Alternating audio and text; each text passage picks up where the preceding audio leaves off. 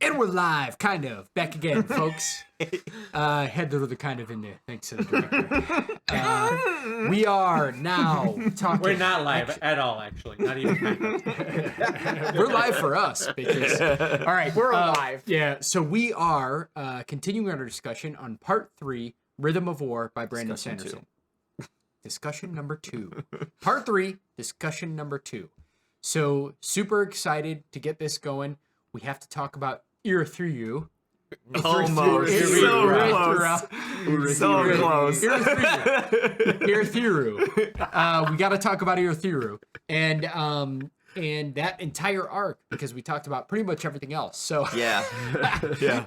So We had a long first episode. yeah, we did have a long first episode. So anyway, let's go round the table and just let everybody know who's chiming in this episode of literature. I was going to say week, but it'll probably come out in the same week. Yeah. Well, I'm off of work. So Got Josh the Cherry. Brett, the director.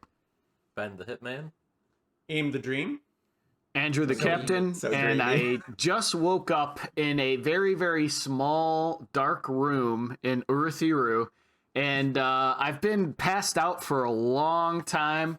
There's a mute parchman feeding me broth, and I'm slowly coming to my senses as we're getting into this discussion about Part 3 of Rhythm of War. Wait's not a parshman. yeah, Parshman. Dabbid? He's a Dabbid. Dabbid. It's D-A-B-I-D. Dabbid. Dabbid? Dabbid. Is he or I thought he was talking about Justin Bieber for a second. The Beebs? Are we talking about the Beebs? You guys are listeners, and you guys are evil.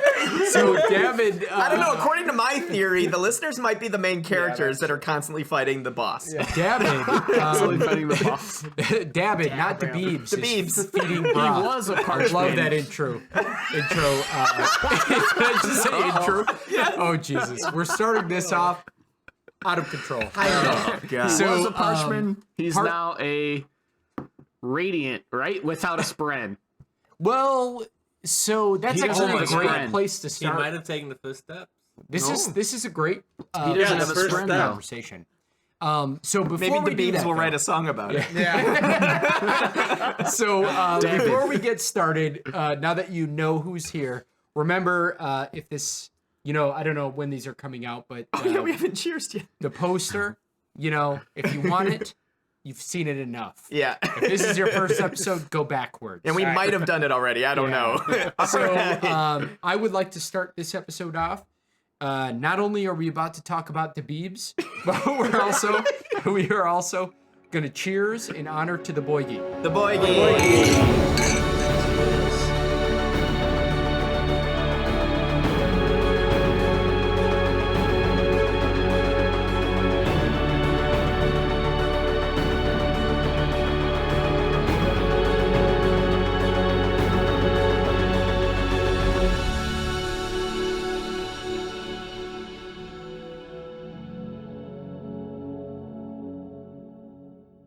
And we're back. Yes, not live, but we are back. All right. Oh boy. Okay. I'm sorry. I'm still laughing. So, Guys, let's are we start this laughing? yeah. Wait, guys, are we laughing now? Yeah, it's true. It's true. Yeah. Okay, it's true. So we do need to start this conversation off. I love how it started because we got to talk about the Beebs. The Beebs. All right. Dabbid. So let's go to Dabbid. So because this entire arc has to do with Kaladin saving Teft, we talked deeply about that in his relationship with his father, which, by the way, Yep. thanks to his top-notch connection to the heavenly flyer. What are they called? The heavenly One. The heavenly heavenly ones. ones. That's it. Leshwe? Anyway, the flying Leshwe. Yeah, they are gonna. Leshwe is actually going to save Kaladin's parents, pull them out because the pursuer would use them as a Or very, he was gonna kill him. or just- use them as bait. Right. I think he was just gonna straight up kill him because he's like, you're gonna give me as much information as you can, and then we need retribution. and they Yeah, wanted maybe. blood. The good thing is that we don't know what he's going to do or what he would have done to him because Right. Leslie Doesn't matter. pulled him out thanks to our favorite character, Venli. Venli, who, out of coaxing from her spren, who seems to be the only honorable piece of her body. I'm sorry. Was that harsh? That's too Was that harsh. She's Timber. she's honorable. I'm joking. I'm Timber, joking. kinda. She's growing. She's a You know, turd on a she's- stick. Oh my god! Shut up, Manny. She's elevating herself, I hope, to the status of a radiant. And I'm not even talking about just like being on the human side. I just mean in general her morals seem more conflicted. She'll get there. She's getting there. She's growing. Hardly. Right. We're giving. This is to be honest. wait. We can Okay, all go ahead. agree We'll save that it. Eshonai is way cooler than Venli, I think. I know. Why didn't Venli die? Shoot. Oh, I think there's a ouch. I think there's a reason for that, and it has to do with character growth. But and also in the flashbacks, we get a different perspective of Eshonai, which we'll talk about as well. However, we got to start with Dabbid, and I'm sorry, Dabbid. So I thought it was really interesting that the one person that the sibling thought capable of talking with first was Dabbid, who's clearly still got it together, to some extent, right? Obviously, seriously suffering from a lot of the PTSD that he went through, and Kaladin's team Right. was always helping Kaladin, but also has a deeper understanding of what's going on around him. Bigger because of- picture. Yeah. Exactly, of what was going on there. And so the sibling had reached out to Dabbid, whether by accident or on design, we don't know yet. I feel like it wasn't just him though. She specifically mentions that she has an easier time talking to broken people, and she Yeah. was using the span read through. Granted, she had to have talked to Dabbid first because he had to deliver the span read, but it was a woman in one of the clinics that was actually replying and writing to Navani that was also had some mental issues. And now we're seeing some linkages to what Kaladin was doing, how these people were being treated, and then suddenly we've got a spren that's able to connect through that. But Dabbid is thankfully bringing Kaladin and Tef soup. Broth, I think it was. and Specifically, right? and just like randomly has like all these amazing all these Stormlight essentially. Like Kaladin's like, they're not refilling any of the lamps here. I have to go all the way down into like the lived levels to get Stormlight, and Dabbid's just like, oh, here you go, like here's $10,000. Yeah. What? I like the setup though, because we essentially get into this arc where Kaladin is a one-man guerrilla warfare machine, and he's hiding with the aid of the tower. Thankfully, the sibling is helping him hide in these special spaces. This gave me, the way that this was described, gave me really cool imagery in my mind on how the tower's working and how some of these defenses are working, with these like secret walls that just kind of like pop out, like doors that are actually, the walls that are actually doors, and vice versa. But I was almost saying it backwards. I know. Doesn't really matter either way. But Doors that are actually walls. yeah, that would be the worst. That actually reminds me more of that extreme elimination game on Japan. Where you're running through the door and it's like MXC. Sponge of most fake. extreme elimination. But anyway, Streaking in the quad. but Hammer time. yeah, but the cool thing is that I like how they're bringing his character in, and I also like this. We had a Brett bet on who the sibling was going to bond, and I like this because it's almost like Sanderson's throwing us these like muddied waters. So it's like there's Navani, there's Dabbid, there's also Relay. the Parshendi yeah. that I feel Andrew was he's mentioning, like the captain was highest on mentioning. my list right now. And Did anybody guess No, him? When No. I don't think so. No, that wasn't even on the radar. Yeah. Was it? And also, Yeah. we did talk about him, but we said like it's probably going to be an honor spren or one of Venli's spren. Right. Yeah. The light Will Shape. spren. I Will think Shape was. Yeah, Will Shaper. I think they're light spren. he could definitely be one of those too. So it's going to be kind of cool, but But I got to admit, I like, in a way, this guerrilla warfare section, just because I enjoy reading Navani, because I learn a lot. Whether I learn a lot from the mad scientist. What is her name again? Raboniel. Raboniel. The Lady of Wishes. Yes, the Lady of Wishes. Of who we kept referring to as he, apparently. And We did? One I of thought the we always episodes. said she. I No, thought we did always refer to said her she. as a he. Yeah, we did. Oh, Really? I think a Okay. couple times just because of the name. Idiot. But she's definitely a lady. Yeah, Well, she is a Lady lady. of Wishes. Lady of Wishes. There's also yeah. the other High Prince that's got like a very similar name. Yeah. I always knew, like, Raboniel. I don't remember her name, but whenever I'm talking about the mad scientist, it's a woman in my mind. So. Yeah. Mhm. Yeah. But, you know, I can't remember It names might have just very been well. So. probably just a slip of the tongue. I'll call myself she sometimes. I'd actually be like, or not myself, Yeah. but like people like that I'm close with would be like, Right. oh yeah, Or she was. yourself. I Or meant yourself. he. Just in case it Not wasn't myself, clear, but- just in case it wasn't clear, thank you. Raboniel is a female, and Yeah. the Lady of Wishes is the mad scientist, who I And usually refer. Saborial is a man. Yes. Oh yeah, Oh. Sabarial. Sabarial. He Sabarial. was one of the Alethi High Lords. High Prince. Yes. Shallan served under him, if I remember Yes. correctly. Mm. Yeah. Yes. Most indubitably. But the cool thing about this section is I feel like Kaladin is trying to find his way, despite the PTSD, despite the souring relationship with his dad, and Yeah. despite the fact that he doesn't know it, but he's also being, like, you know, prodded with these dreams from Odium, thanks Yeah. to Yeah. good old Moash. And What a good friend. Cherry that guy. brought this up on the last episode, I believe, where Syl was starting to, I think it was Cherry, where Syl was starting to get a lot of the wretch mindset where everything is like terrible and nothing is going to plan. Yeah. And usually it's Syl cheering up Kaladin, but for the first few moments in this section, we actually had Kaladin cheering up Syl, which Yeah. was really Yeah. kind of a bizarre juxtaposition. But I mean, it gives the readers hope that Kaladin is actually becoming a little bit more confident in his own abilities and a little bit Right. more sane.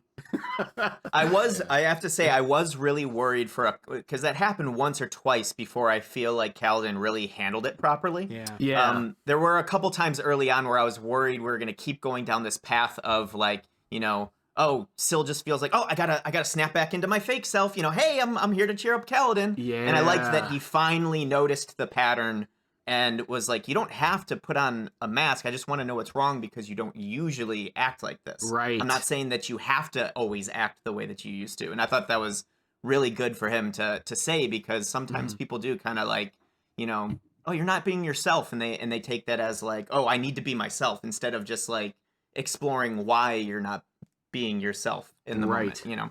Yeah, exactly, The other director. thing that was awesome there is that they came, like, he said some good things that helped her realize that she can make choices and do things differently. Mhm. And so there seemed to be a very good positive, almost like even though their radiant bond isn't increasing, I feel like their true bond, Yeah. is, you know, two, Yeah. I don't want to say Yeah, humans, their but true two- bond is definitely increasing, not their fake one. Yeah. Mhm. not their radiant bond. Yeah. That would take words that Kaladin is not yet willing to say. Well, I feel like also maybe like a lot of the higher ideals He's will outgunned require these deeper bonds to maybe happen first before you can say the words. So I feel like this is going to be a necessary step for Kaladin and Syl in order to realize maybe what the next words are, whatever they I are. truly, with Kaladin, I'm truly curious what the fourth ideal is going to be. Me 'Cause too. It feels to me like it's going to be something very Difficult. difficult. Yeah, and it has. I don't know what it has to do with. I'm thinking it's going to be somewhere along the lines of I'm worth protecting as well. I was gonna say that too, That's Manny. a great I one. will protect myself. I'm worth First, protecting. protecting. Yeah. Cool. But My thought go was And going do we through think this, Kaladin could get there? Yeah, I think we're definitely seeing him understand the value of himself, Yeah. and Yeah. also reevaluating Well, lunch to work. how much harsher he is on himself than other people. And I think having still having the same kind of distress that he is kind of helping him deal with his own stress by realizing that, hey, she's going through the same thing, but she's awesome. So I'm not kind of alone in this. I feel like she's... Oh, God. No, go ahead. I was going to say, I feel like she's taking over the role of the people that he started to make the connection with in the wards that were having the mental issues. Oh, yeah. And that, I was like, oh, this is going to be his way to, like, get beyond this. And now that that got taken away, I feel like all of a sudden Syl starting to go down that same type of road. He's now him trying to protect her is going to be what gets him to overcome his issues. Yeah. I feel like there's also potentially a little bit because I don't know, it seems like Kaladin, like we've talked about before, is always kind of has like the weight of making sure everybody's protected on his shoulders. And I wonder if one of the things that kind of gets Syl through it is not by him fixing it, but literally just being there for her and him taking a more passive role and just being a support to their act of change instead of him feeling like he's changing everybody. Has to force the change. Yeah. I think both of them are kind of dealing with the same thing where they lost somebody and now they're trying to kind of get mourn that loss appropriately and realizing that they don't necessarily, it's okay that their life is continuing where they don't know what they're doing or what they should be doing. And I think him seeing that with her is going to help him realize by helping her get through it, it's going to help himself get through it. Yeah. I think that my leaning towards with the final words are going to be something more around that death is not, it's going to be some realization that death isn't the worst thing, that death is a natural part, and that what's more important is the life that they lived. Did they live, like, what, remembering their life? Because I feel like he's getting down this road of like, oh, if they die, then it was all for nothing. Like, he even goes on there like, oh, why did I even save the bridge crew? They're just gonna die anyway. And it's like, you imagine like all the life that they've lived because of them. Yeah. And that's one of the first ideals is journey Life before death. Yeah, life before death. And then journey before destination. So it's like he's excluding the entire journey part, like to think that like, oh, even though I saved them then, they're gonna die eventually, so it was worth nothing. It's like the journey's the worst part. And that's what it is. That's what we talk about, the journey before destination. Like the destination is always death. Or can be seen in that way. Pretty much. Now, I do love the fact that Kaladin, we talk about him, he's always a badass, a lot of powers, but I love this guerrilla warfare scenario because he's handicapped the whole time. Yeah. Handicapped. Yeah. Literally all... Now, this makes a lot more sense to me now, but as Windrunners being the closest to Honor, they share with the Bondsmith, actually, a single lashing that is only Honor, and that Odium does not have, which we find out is why he has 9 and Honor has 10. And that lashing is adhesion. It's the bonding of things. And it makes sense to some degree now that you know the Windrunners and the Honor Sprint, and you know Dalinar and the Bondsmith. But the one thing that he can do is still use his adhesion lashing, which isn't actually that awesome, but he's used it to his advantage quite a bit. Yeah, he's like Spider-Man.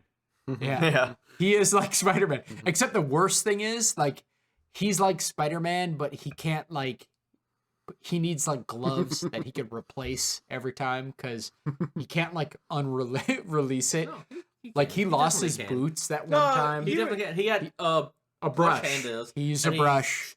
He was able to unrelease it because he reclaims the Stormlight. Yeah. But one thing that I don't get is the lashing that he has, the adhesion. He can, like, turn his shield to, like, pull the arrows, and that's one of the things they explained. Well, that's like a combination of the two. That's the third lashing, which is a fusion of both lashings that he has. Okay. I was gonna say, why can't he just, like, make his, like, clothes lash or, like, pull to, like, the ceiling to make him fly? You need some strong clothes. They better not rip. Very tight like, that's why those gloves and like Spider-Man's like so he uses a brush, and I know he could unrelease it, so I maybe said that like a fool, but what I mean is like it's kind of a pain for him, like he's having to use his own muscles, he's climbing.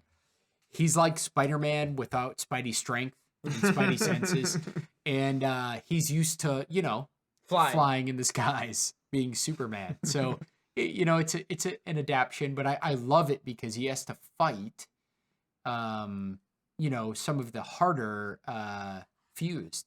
Well, he's also creatures being here. forced to learn how to use a different ability. Yeah, he even Differently. says himself, he's like, I never trained with this as much as I did with lashings. Which is actually too bad, but also awesome. Well, it's that going to he be a used big force. growth part. Yeah. Yeah.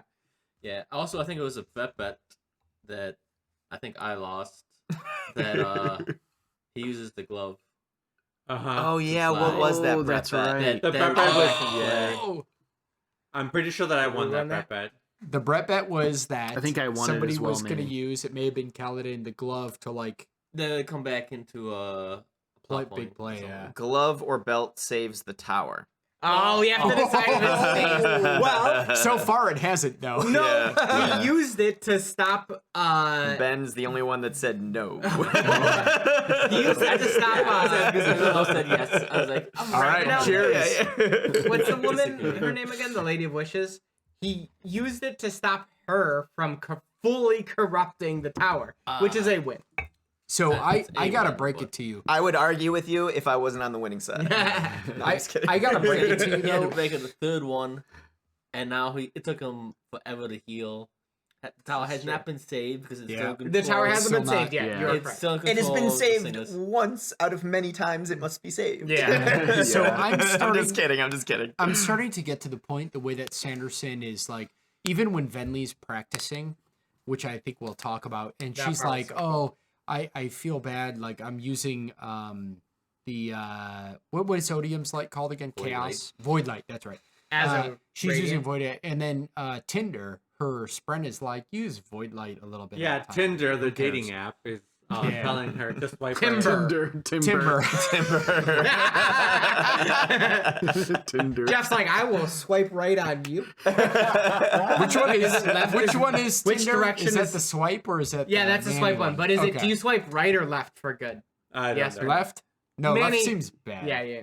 Is 'Cause left the don't they left? always say seems swipe bad. right? Yeah, swipe right Wait, on Brett, him. you would know. Come Swipe right. Swipe right. Okay, Okay, I was I right. think so. Oh my I was God. right. Josh is like, hey, Brett, let me take you to Shadesmar. Throwing shade. So that was actually pretty. That was mean. Yeah. That wasn't me. I was just joking. Passive aggressive, if I may. Oh yeah, that's what How I was meant. it mean? Passive aggressive. So I didn't get married at 19. so That was passive All aggressive. types of shade getting thrown around. oh my god. Shades everywhere, guys. So let me It's so let dark. me I can't see let any me- of you guys. so let me go back I a can't second see it, you. and talk about Tinder. Just okay. You did it right, then wrong. Timber. Anyway, that was a joke. So, but anyway, the point is that you're starting to get this vibe that it's not the light or the power. It's like, what are you doing with it? And Right. so I'm starting to wonder, what would I mean, in this story, I think it's completely acceptable that the sibling may be completely converted. She may get turned. They may lose. We may lose the tower, and then it may be something else, like her cousin, the what is her name again? Ajnat. Ash. The unmade. Yeah, Yeah, the unmade was one. it? Come on, help me, Ajnat. Manny. Come on, Sanat, don't make something me like struggle. that. Sanat. Sunlight. It's also an A. Manny's just laughing Yeah. instead of helping. Anat. What an ass. Sanat, something like that. Not. Can you say it, Manny, or did you forget to? I don't even know what you're talking about right now. Who The are I'm You still do, laughing don't at the- lie. It's not what it is, it's how you use it. Because in my mind, all I'm thinking of, it's not the size that matters.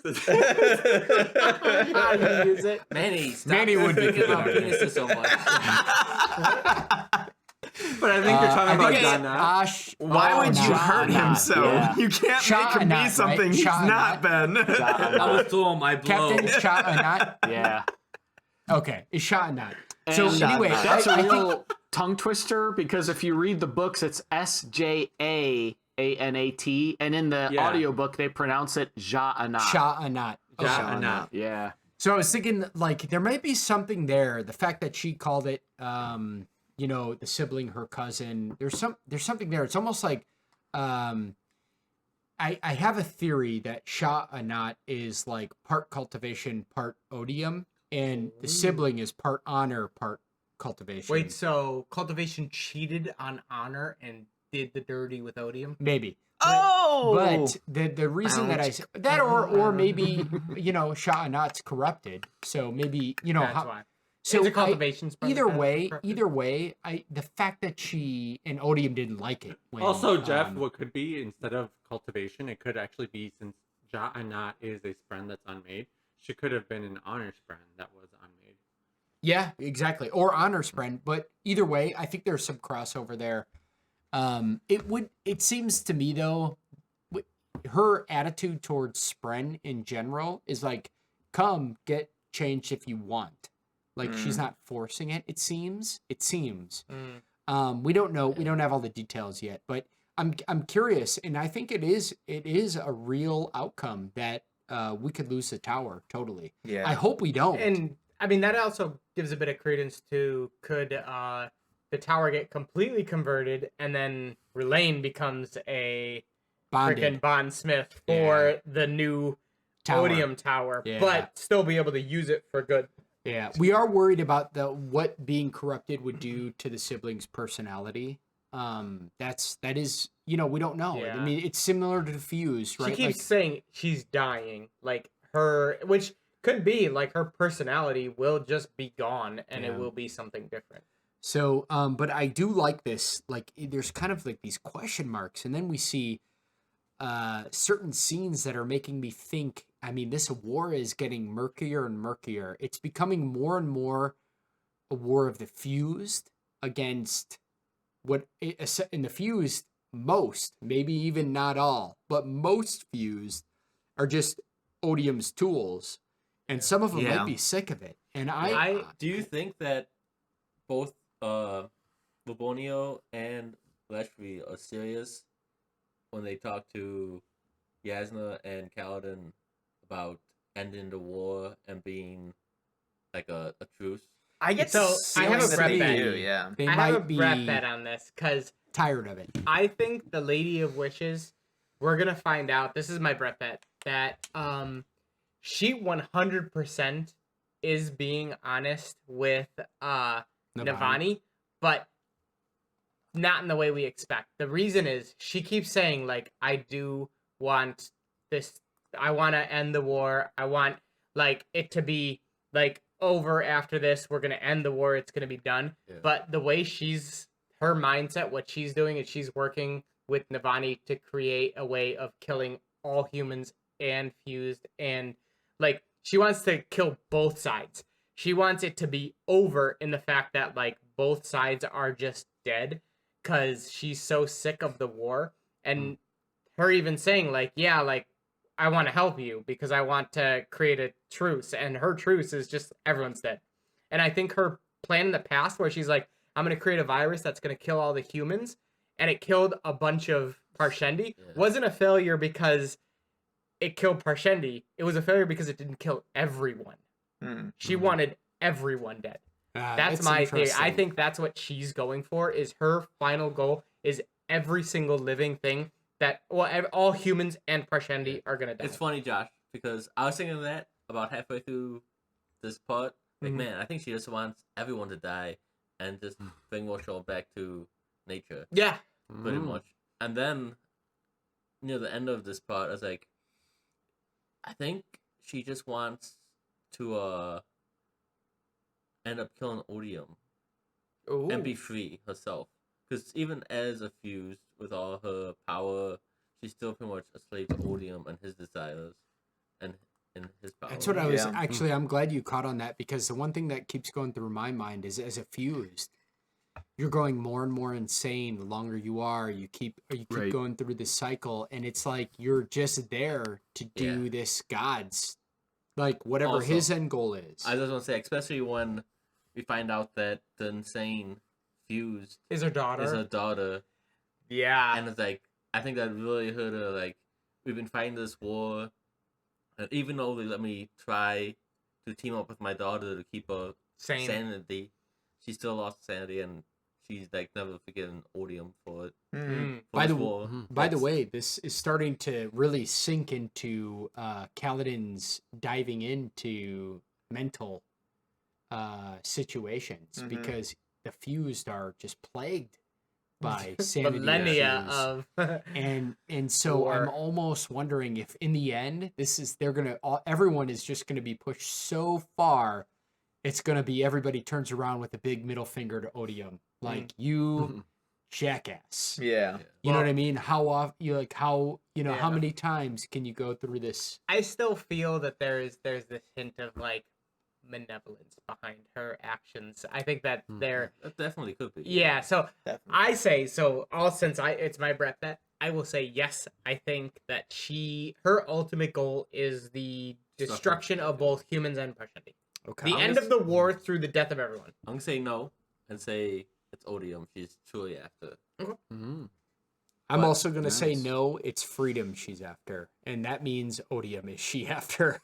Because he's the enslaver. I mean, I agree. She's saying like screw Odium, but to get out Yeah. of this, she's like, I don't care about their gods' ploys anymore. I just want to be everyone's just out. It could be. Alright, I mean, before we get absolutely. more, let's get Yep. more bets. answers. Jeff's no. hmm Manny. Amy I'm gonna say no as well. Wow. It's good. feels so betrayed. I Andrew? can see it. Nah, I feel I'm like gonna on the say losing side. yes. I can see yours too. Yes, I can. Yeah, I kind of looking at this as like a cosmic conflict. I've seen some other similar characters from literature that I think might fall into the same archetype. Nair Lethatet for anyone who is up into like Lovecraft lore. And I think that Ja'anat might fit that similar role. Ooh. So I'm gonna say yes. Wait, not that's the unmade. I'm talking about just Raboniel. Raboniel, The Lady, the Lady of Wishes. but Andrew's Oh, his No, but it's on. Lady of Well- Wishes. okay. that doesn't change my answer. Okay. That's what I was That gonna doesn't say. change my I'm like, answer. I think that's the actual point that Captain's making there has to do with that. I think. What about but just the director. I'm gonna go with no, because I feel like Sanderson is trying to make us feel uneasy about her, and I think that that's because he wants the ultimate reveal to be like, oh my god, She is working she is for the better of. working for the better after all. But I could see it really going either See, I way. feel that This also might just be me reading too much into the voice acting choices when the voice actor might not actually know. No. And I feel sincerity behind the fantastic voice acting of Kate Reading. Yeah. I Feels feel good. that role is gonna fall to Lishwe. Leshwe? Leshwe. She's gonna be the one to actually truly care about the joining of the two races, and that this Raboniel Raboniel. Rabies. Raboniel is gonna be the one. This rabies is gonna be the one that Rabonialty. will turn out in the end, even though he kind of has this like, I'm playing like we're working towards the same goal. It She's is literally really- trying to. It is destroy really interesting that they're kind of rivaling, but like helping each other on the same mission. Right. That's kind Yeah. of unique. Yeah. You know, I they're even both feel though there. that like I feel like Leshwe's like not. She's like helping out of like I'm gonna act like I'm helping, but I'm really not because she. Leshwe? Well, her Yeah. entire point of helping, she's marketed that she's spying and watching and doing other things. Yeah, exactly. Like but I'm. but I- So she we is. have Rebanies, Dabbibs, Venli that are in Urethra, Yeah. along with Tinder. Yes. Yeah. The Spran. This sounds like a I'm really reading a bad different fan book. fiction. Good call out, Manny. Reading's hard. Yeah. The names have been changed for. I think I'm gonna have to hard. put that in the description. So make up like a fluky summary. We gotta put like a little cheat sheet in the corner that is a translation from everything that we call all the characters and locations. In our defense, there's a lot of characters in this story. This is like not a Samuel Beckett play where there's like 4 characters and that's it. This is Game of Thrones level where you have Lots of characters several and lots of houses, hard several major pronunciation. characters in each house. Yeah. I'm also Many going to side go out characters. there and let you all know right up front, if you haven't noticed in the last 100 episodes, I'm not a name guy. Just a face guy. I don't know. Pictures. I'm a face guy, man. I don't get to He's a butt listen guy. to this. I read. Foot guy. So honestly, the first time I ever know the true pronunciation is when I come here. I make actually- the mistake sometimes of being like, wait, no one said No the name way. yet. No way. Actually, Yeah. that actually does make me happy. Not gonna lie. That's why So- I do both audiobook and physical book. Just like I'm So- not the only one. Well, listen, I'll mess it up, but I hear the words and I still mess it up. I do. Not Are all we of still them, though. we're still talking about Raboniel, right? Yes. I have a quick 2 cents to throw in on Raboniel and Kaladin.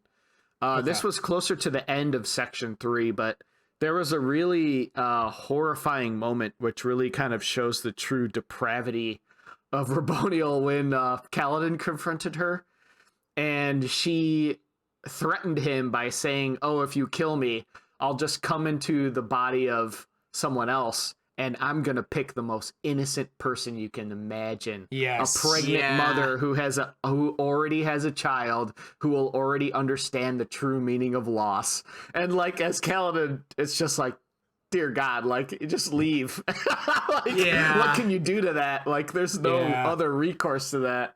This is a crazy. This is exactly goes back to what the director was saying in the beginning about that weird vibe he gets about respawning and the like darkness of the role that we get in. And finally, in this book, we're starting to truly understand what that means.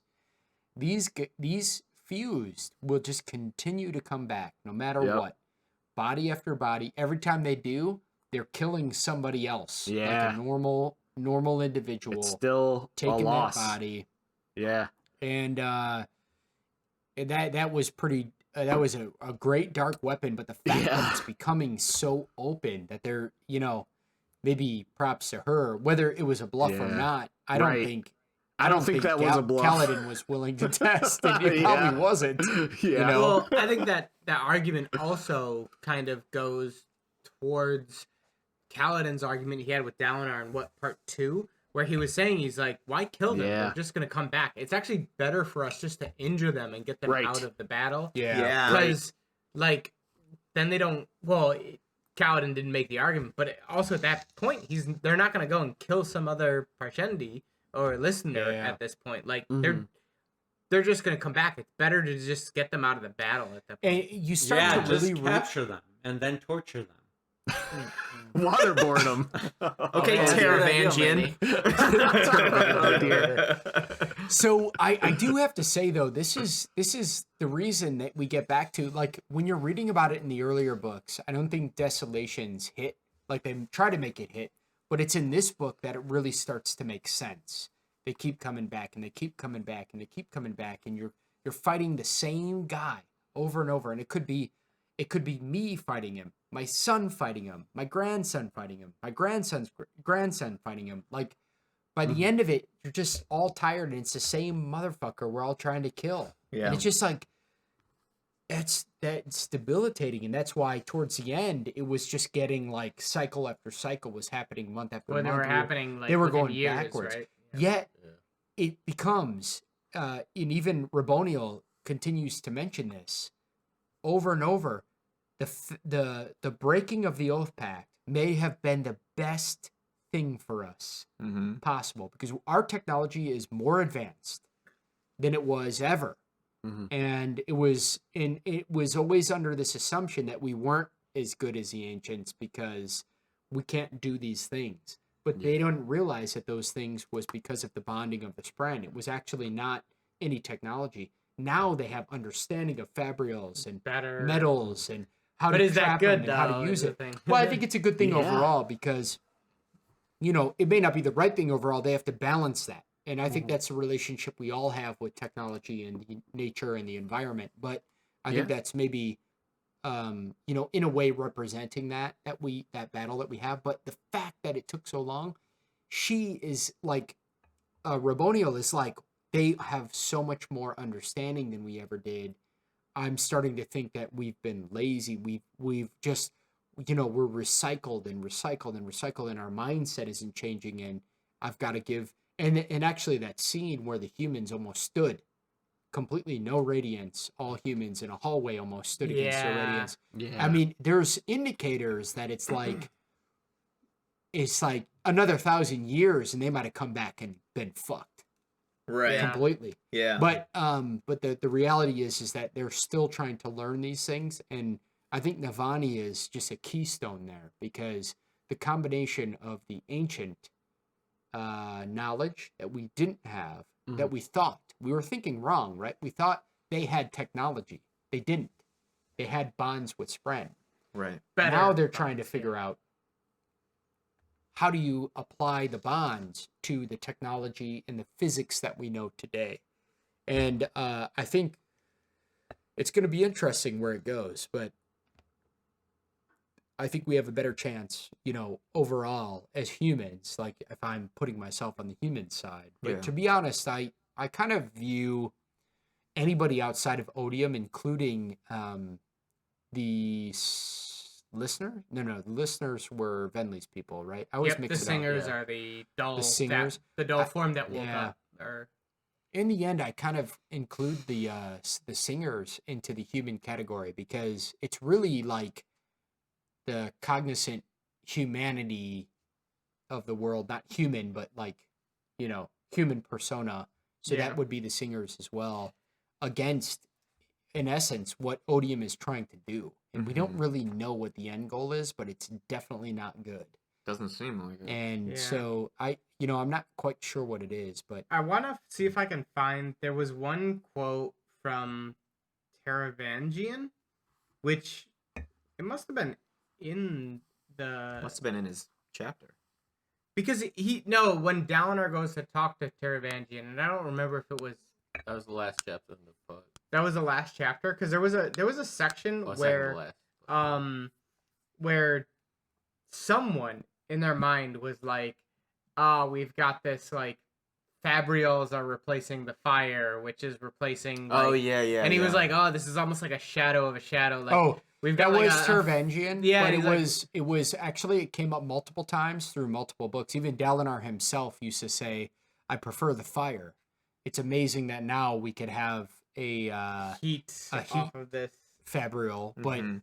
but like in the end, But it was like the way he like described it, I thought was so well, and I'll see if I can find it. But he was like, it's almost like it's a fake thing of a it's just this fake emulation of a thing that we actually have that we could still have, but we just use this fake thing now. Like, So- Well, I do think that feels like interesting because like I don't know, there's something about that even in our world. There's something about like we come up with like more convenient, more sustainable, more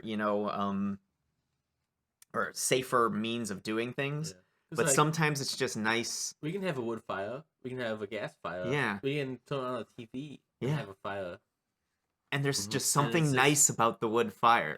Yeah. Maybe not Mhm. even better, but just different, and you crave it sometimes. There's something about it that just feels nicer, and I don't. It's hard to explain because you could probably have like a fire that mimics the crackles and has the same feel, but there's something about it that just makes us know this isn't the real deal. It's really strange. now this is a great transition, this conversation, into the sibling. And remember, the siblings really believing that the enslavery of Spren, even semi, at least to our knowledge, semi-conscious Spren, like fire Spren and such, is wrong.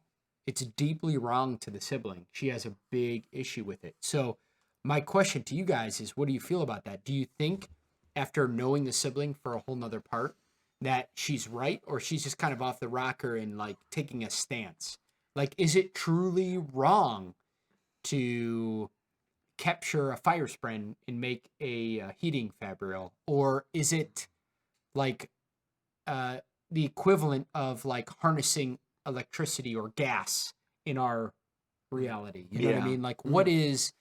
I mean, is she in the right in this sense, or is she I'm in the still wrong? unknown. Like, she Yeah. could be right, and she could not be right. I just don't know yet. Yeah, so we don't have enough information. I don't think we have enough information because it really could be either of the possibilities. And I think I brought up in one of our previous discussions that like maybe it just is the same way that in their world they looked at the dull form. Yeah, It's like, oh, they're not human, they're this, they're that, they don't feel anything. but they are. But they are, and they had that. they had this awareness, even though they were dulled to be able to survive it.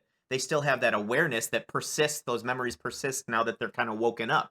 Okay. And this could translate over into, you may have well-intended, completely oblivious spren on their side. They're just like, no, they're just stupid and unconscious spren. They just see him as lesser than, but they may have more of a consciousness, more of a role to play, or more of a awareness than so people think. So it could be one or the other. I think we don't have enough information. The only piece of information we have is what the Cherry hinted on earlier, is when Jasnah was getting damaged with her armor, they were screaming. Mm-hmm.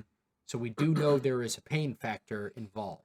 Well, there could also potentially be a like a catalyst where it's potential for being more. Kind of like how we have, sorry for any young kids out there. Oh, we swear and drink. Anyway, I forgot. Kind of like, how we have like, in reproduction in humans, we have like an egg and sperm. They're like really nothing on their own, but they are potential.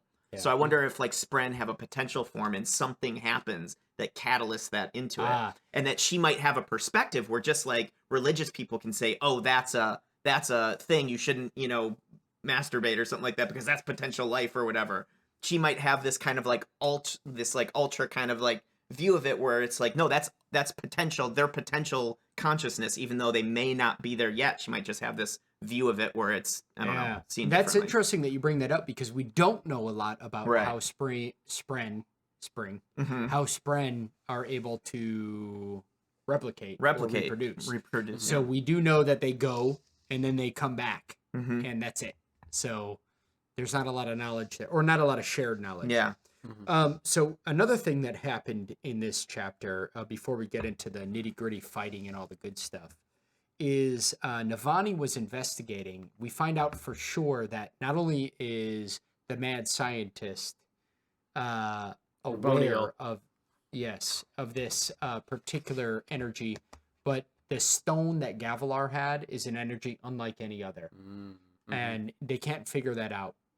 There's also 3 tones that reflect to the powers in Roshar, and there used to be 2 true tones. Now there's 3, thanks to Odium. And Navani makes a statement about, or a hypothesis, not proven yet, but she literally says, and asks the sibling, could part of your power, or what happened to your power, there's some argument that this had to do with whatever the humans did to like seal the listeners, exactly, to seal them into their dull form, essentially.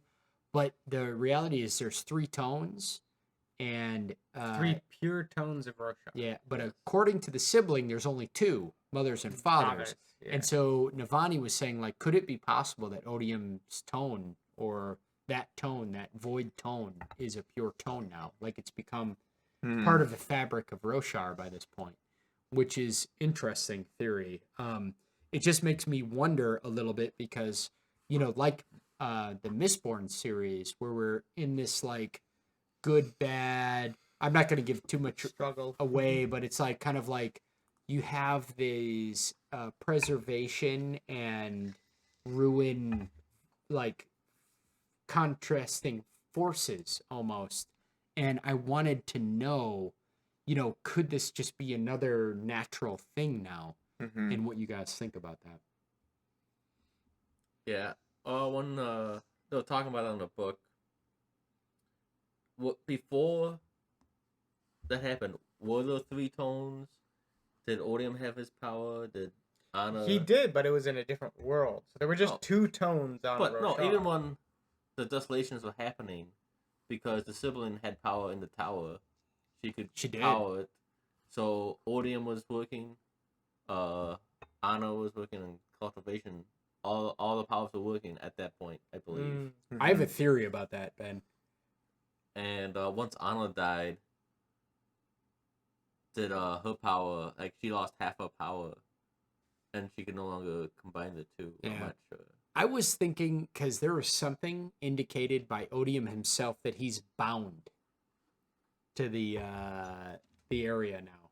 Like, he's bound. He can't leave until... That's why he was like, Delenar, are you going to release me with honors? You know what I mean?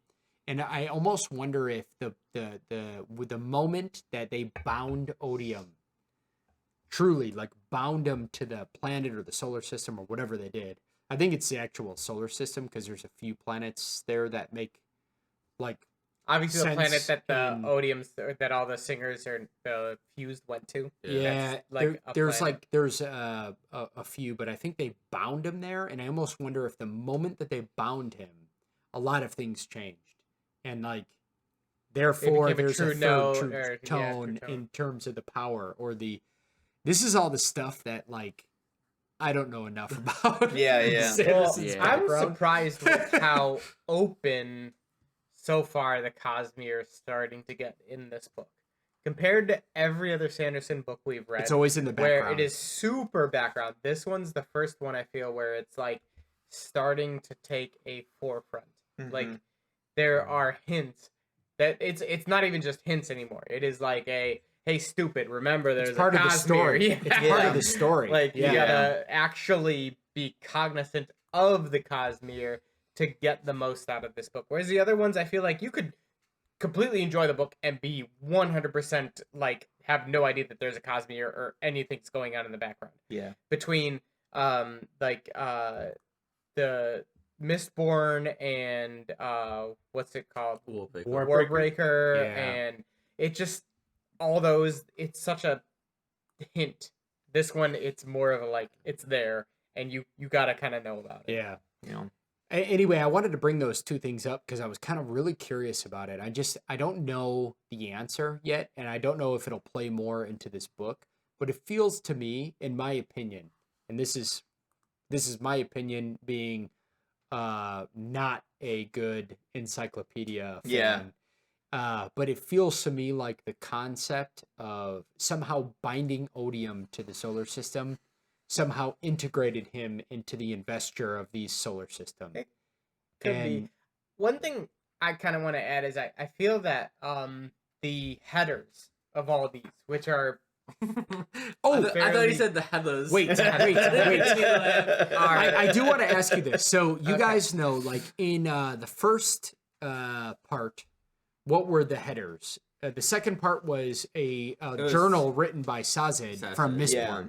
These were all rhythms of war, right? This was all Yeah. Rhythm of War. so far. Yeah. So And so the first one, what was the first one again?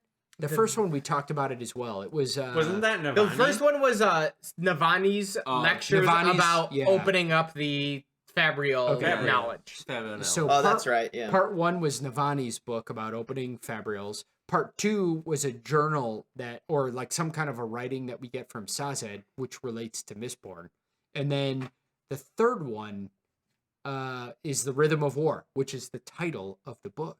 And I, for the life of me I'm still trying to place the context. It's Still. so every single time we get one of these, there's a point where we're like, oh, this is when they write that. Yeah. And I have a feeling that It's either happening now. next few parts, the last 2 parts, or next book, we're gonna get a crossover where Sazed is literally Sazed. Sazed. Jeff, you said it You wrong guys too. are It's so- Sazed. Huh? Says it. Sazed. You guys are so picky. But Yes. he will legitimately make a appearance and be like almost like somehow through wit, or he's gonna be a deity that they actually somehow are like, we need to talk about, or they're gonna find literally a log and it's gonna be called Rhythm of War. But I you think, think that I Sazed think is that doing the Venli's Rhythm of War? gonna do it. I Venli's think- gonna yeah. find out all the different rhythms or whatever attunements that they do, and she's gonna write a book called Rhythms of War. No, what if but what if the it's rhythm- Venli's mom? What's her name? It's the Oh, book written by No, Venli's mom. there is one part in this where literally it says that when I took over preservation and No, that was part two. that was part 2. We're talking about part 3.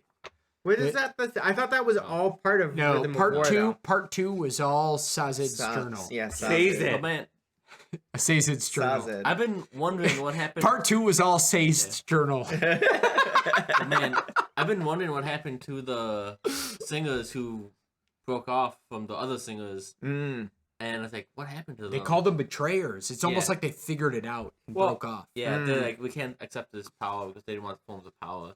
Yeah. And I still don't think 100% they're dead, but apparently they Yes. died. Well, the I also mother don't think we they're know dead. is dead. Oh, No. She went we- with them into the canyons. Yes. And Venli She was also believes accompanied by that the other Eshonai's main general.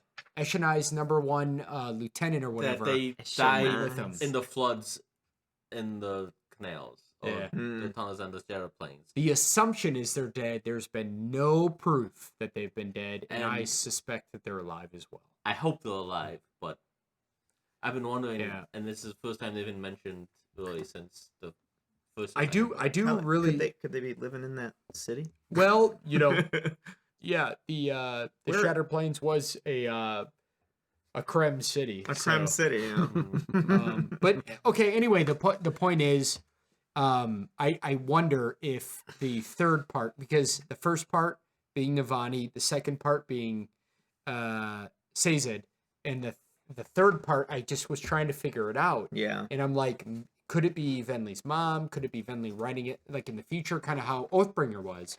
Oathbringer, we were getting pieces of Oathbringer, but Dalinar didn't write it to the end of the book. Maybe it's something like that. So I wasn't quite sure what it would be, but I was just curious what you guys It's someone thought who about is not human, because I just read one of them where it says, we call humans alien to Roshar, yet they have lived here for thousands of years now. So that makes me think it's someone of Roshar Venli. before I humans. feel like it's Venli's mom, the singer. Oh. She was the champion singer of their family, their clan, and she was teaching Venli and trying to teach Eshonai singing, but in the rhythm. So, but it could be Venli because she was the protege to her mom Yeah. in that sense. I feel like it's gonna be. I don't think it's Venli. the mom because the mom didn't know any other forms. It was Venli that helped find the forms.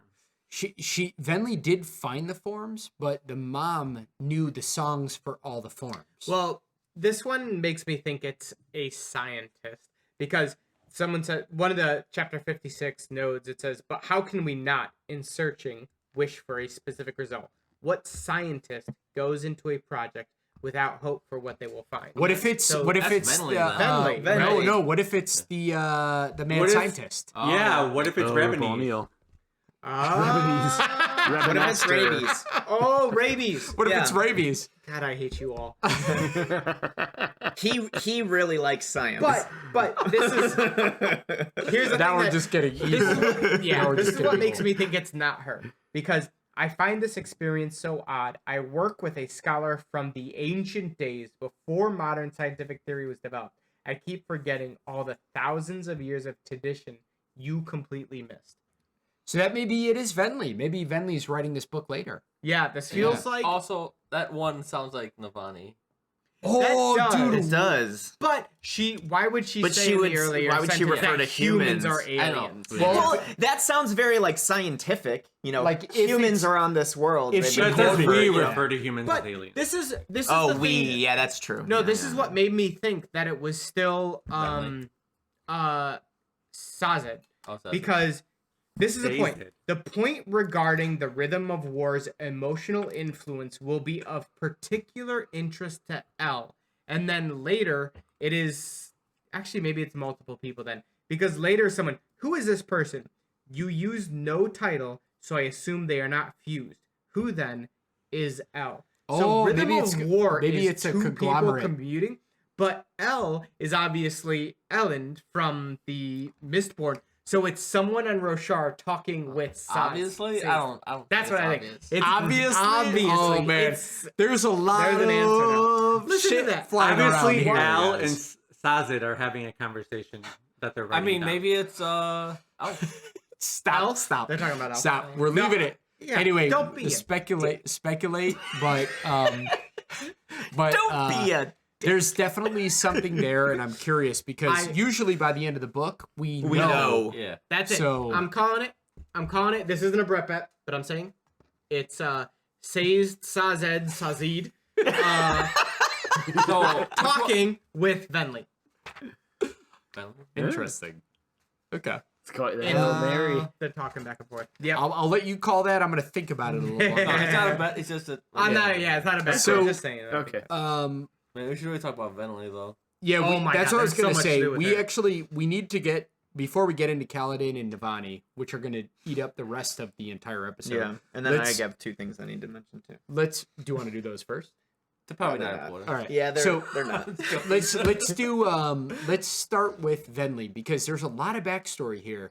The backstory gives us a different light into Venli's upbringing, her personality, which stays, in my opinion, mostly consistent. Right. Yeah, it does. And I will tell you that, but it gives us a different perspective on how she's viewing her sister, Eshonai, her mother, and the clan that she grew up with, and the entire situation with Gavilar and the humans, which was really different, and including some flashbacks from Eshonai with Dalinar as well, who even then is already making the shift to a more thoughtful individual, I think. Just less, Dalinar, a little more younger, a little not sure in what he's saying, but what came out was, in my opinion, consistent with who it would become eventually. So let's start there, and just go because Venli Sure. is conflicted out of her mind. I mean, if I were to frame this, it would that scene where she's bonded to, she's a will shaper essentially, and they care about freedom and freeing people and the freedom of choice and traveling and exploration and all of this stuff. I actually think Eshonai would have been a great will shaper as well, and maybe even would have been had she survived and not accidentally bonded to Odium's Yeah. friend. Now that you bring that up, when she died, there was a spell that floated away that she noticed. Yes. Yeah. And we She thought might- originally that it was going to be Eshonai's soul. Yeah. But- Yeah. It might have been A light someone- spren light that spren. just didn't quite get there. Yeah, like she was just in the first steps. of Yeah. And bonding. it's really interesting because I think you're right, Ben, now that you say it, because she seems like she fits those characteristics. That's the exact same one, though, that does bond. I don't think not. Maybe Yeah, not. because remember, she saves it. Like, it's there, No, and one of the red the one spren that comes, she covered and she came covers from it. the storm. There was when after she this. was offered up to become a fused Mhm. and she didn't, one of her friends was dead and there's a spirit right there. Oh, And she like covered it to save it because she was Yeah. worried it could be what it could be, like her Yeah. friend's spirit or Yeah. whatever. But the thing is that I love that because maybe Eshonai was getting close to potentially bonding his friend. And the Will Shapers, though, I love this because it's her personality. There's multiple times where Venli is called to task based on her personality and based on her selfishness, essentially. And it's something that she's constantly coping with. And one of them was, number one, well, her spren, Timber, aka Tinder, was calling her to task multiple times, including when she saved Kaladin's family. Mm-hmm. The second thing is, she's been called to task internally, but the best thing, in my opinion, in like kind of the symbol of where she is in her development, was when she knew the words for the next step, and she even said them, and they were rejected outright because she wanted to save one person, and then like ignored Lift, because she was a human, like completely ignored it, and that's not how Radiance works. That's the best on checks and balances is will shapers wouldn't really agree to that kind of enslavement or engagement altogether, which was pretty cool. And it was just like shoved back at her, and she recognized it immediately. And then the third task was when she met with Maurice? No. Rabies? No, not rabies. Rlain? Rlain? Rlain. Thank you. Rlain. When she met with Rlain in the prison, and That know, name you can he- say right? I can, yes. It's all about what I hear, man. I don't know. It's like, am I hearing you or not? And Rlain, I hear. So, the best thing about him is he just legitimately, he knows her, right? He legitimately is like, stop being so selfish. Make a call. And it reminded me so much of Manny yelling about part 2. Make a decision, woman, when he was like yelling at Venli, and then Rlain goes and says like quote for quote what Manny yelled at her, and I was just like, oh damn, Sanderson, you genius. And also Manny, you genius. Yeah, No, that's I pretty agree. good. The No, author's mind. don't add to that bucket. Look at Yeah. it. The head's growing. It won't fit on screen if it gets Shit, much it got bigger. No, but I'll stop it there because I've just been blabbing about Venli, but I was kind of framing this up because I think she's got, let's put it this way, none of us really like her too much, but she's got a lot of growth potential. I So her. I think she's I don't mind her. I don't know. think Manny's the only one that hated her. Turd on a stick. Yeah. She's I a think- turd. She's so- literally poop on a stick. All right. I think while, literally- while you guys have this conversation, I'm gonna go hit the banyo. Okay. I think And there were a couple people also in the comments, Manny, that were like, I'm so glad somebody else finally feels the same way as I do about Venli. Wait, why are you making their voice like that? Like, Yeah, you're giving Oh, me that's like a frat boy voice. that's my your opinion sucks voice. I'm just kidding.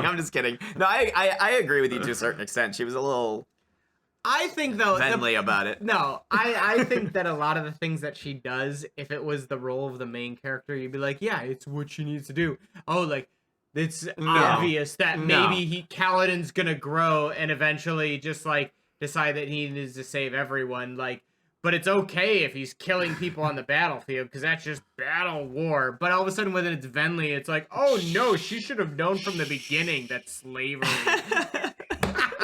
Oh, Manny. Manny, wanna you say should- something? Manny, you should have a little bit more forgiveness now that you've had your Jasnah chapter. I thought maybe you were just going through Jasnah withdrawals last time. But It was I well, I'm very still going brief. through withdrawal. We've gotten a very, very small amount of her. That was Yeah. a good fucking chapter with her, Yeah. though. It was a It was so good. full adrenaline shot right to the vein Two of of- Jasnah. No, I Two of just my think- I favorite just think she characters is just being working really together. selfish. Jasnah and Wit, man. I could. Yeah. I honestly, I want Sanderson to do a spin-off where they're a crime-fighting duo. I love Jasnah and Wit. They're amazing. in the city of Chicago, 2 detectives. Yeah. No, I think Venli has potential, and I'm sure that she'll turn around. But right now, she really is just poop on a Yeah. stick. Yeah.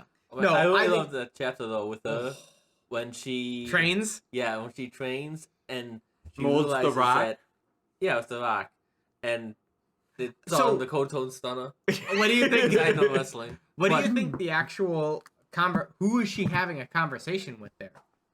Stone. The stone? Oh, dude. Strictly, is she just talking? Because it almost felt to me like she was starting the conversation with like one of the pure tones of Roshar, and I was almost like, who is the pure tone, or who is she syncing up with?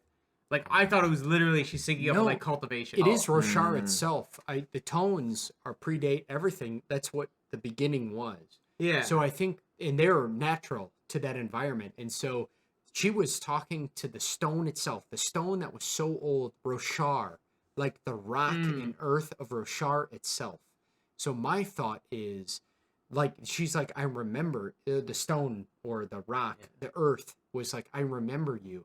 I remember you even before these new humans or whatever. And it was so came. amazing how we saw that the listeners could like listen to the stone or to the metal. Yeah. And it's like melted without bonding spren. Yeah, they would Yeah. just like That's how- change its form. Like That's how they made it how they axes. created all this stuff, and like compared to Jasnah, who has to convince something to change. Not Like anymore. we're She saying. doesn't. She's like, you're doing it.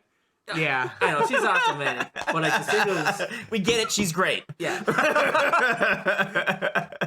We get we it. She's understand. awesome. I'm not gonna argue that. I'm just saying like the listeners could like listen and then like bond with them without bonding the spren, but and to make them do what they wanted. Sounds like Yeah. even not even necessarily like a radiant trait. Yeah. Just like a listen. It actually makes you think like maybe what the pure original investor or magic system in this planet was so different. It's just been so muddied by like So So this Yeah. maybe changes my thought, but my first thought was I was like, oh my gosh, is she actually resonating, or that song is actually going all the way back with cultivation? That's what my thought was. My- well, I it depends don't on think who's that- the original. because she even said when she was listening, it was one voice was like 1,000 voices speaking at once, and that was in my opinion, it was just all the stone at once talking at the same time in the vicinity. Essentially Earth, like Yeah. itself.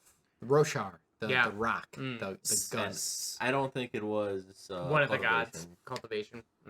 It seems like the best thing about getting this perspective from Venli is that we get a core into what life might have been like with this investor. Pre-humans or Pre-humans, right? Yeah. And we know there was eventually a shift, and it probably had a lot to do with odium and all kinds of different factors that were going on at the time. But clearly, you know, the listeners are listeners for a reason. They were listening to Roshar itself. Exactly. And So I actually, I don't know if there's. I was gonna bring this up at the end, but it kind of fits in here. The thing that I sort of semi noticed that I Yeah. talked about with you, and I'm curious to see if you guys have noticed anything. I'd have to reread the whole series to see if this has any validity because I don't know. But I was basically reading one of the chapters, and something popped into my head where I can't really recall. And I don't know if this has any bearing on the story at all, but I can't really recall a situation where any of the listeners or singers or whatever had a rhythm going that Spren also came to. And I've noticed that they have had scenes where like anxiety Spren will show up, but there's no rhythms being sung in any of the chapters that I've been trying to pay attention to it. So I'm like really curious if like there's some type of like balance that's going on in the world where when they're singing to attunement or when they're singing to anxiety or when they're like humming these tunes, like everything is in balance. But then like with the humans, for example, if they get angry Spren get attracted to it because they don't have rhythms. And like anytime that they are like out of rhythm with the world around them and they're not actually doing the tunes, I wonder if Spren get attracted to it and kind of like balance out the energies or something like that.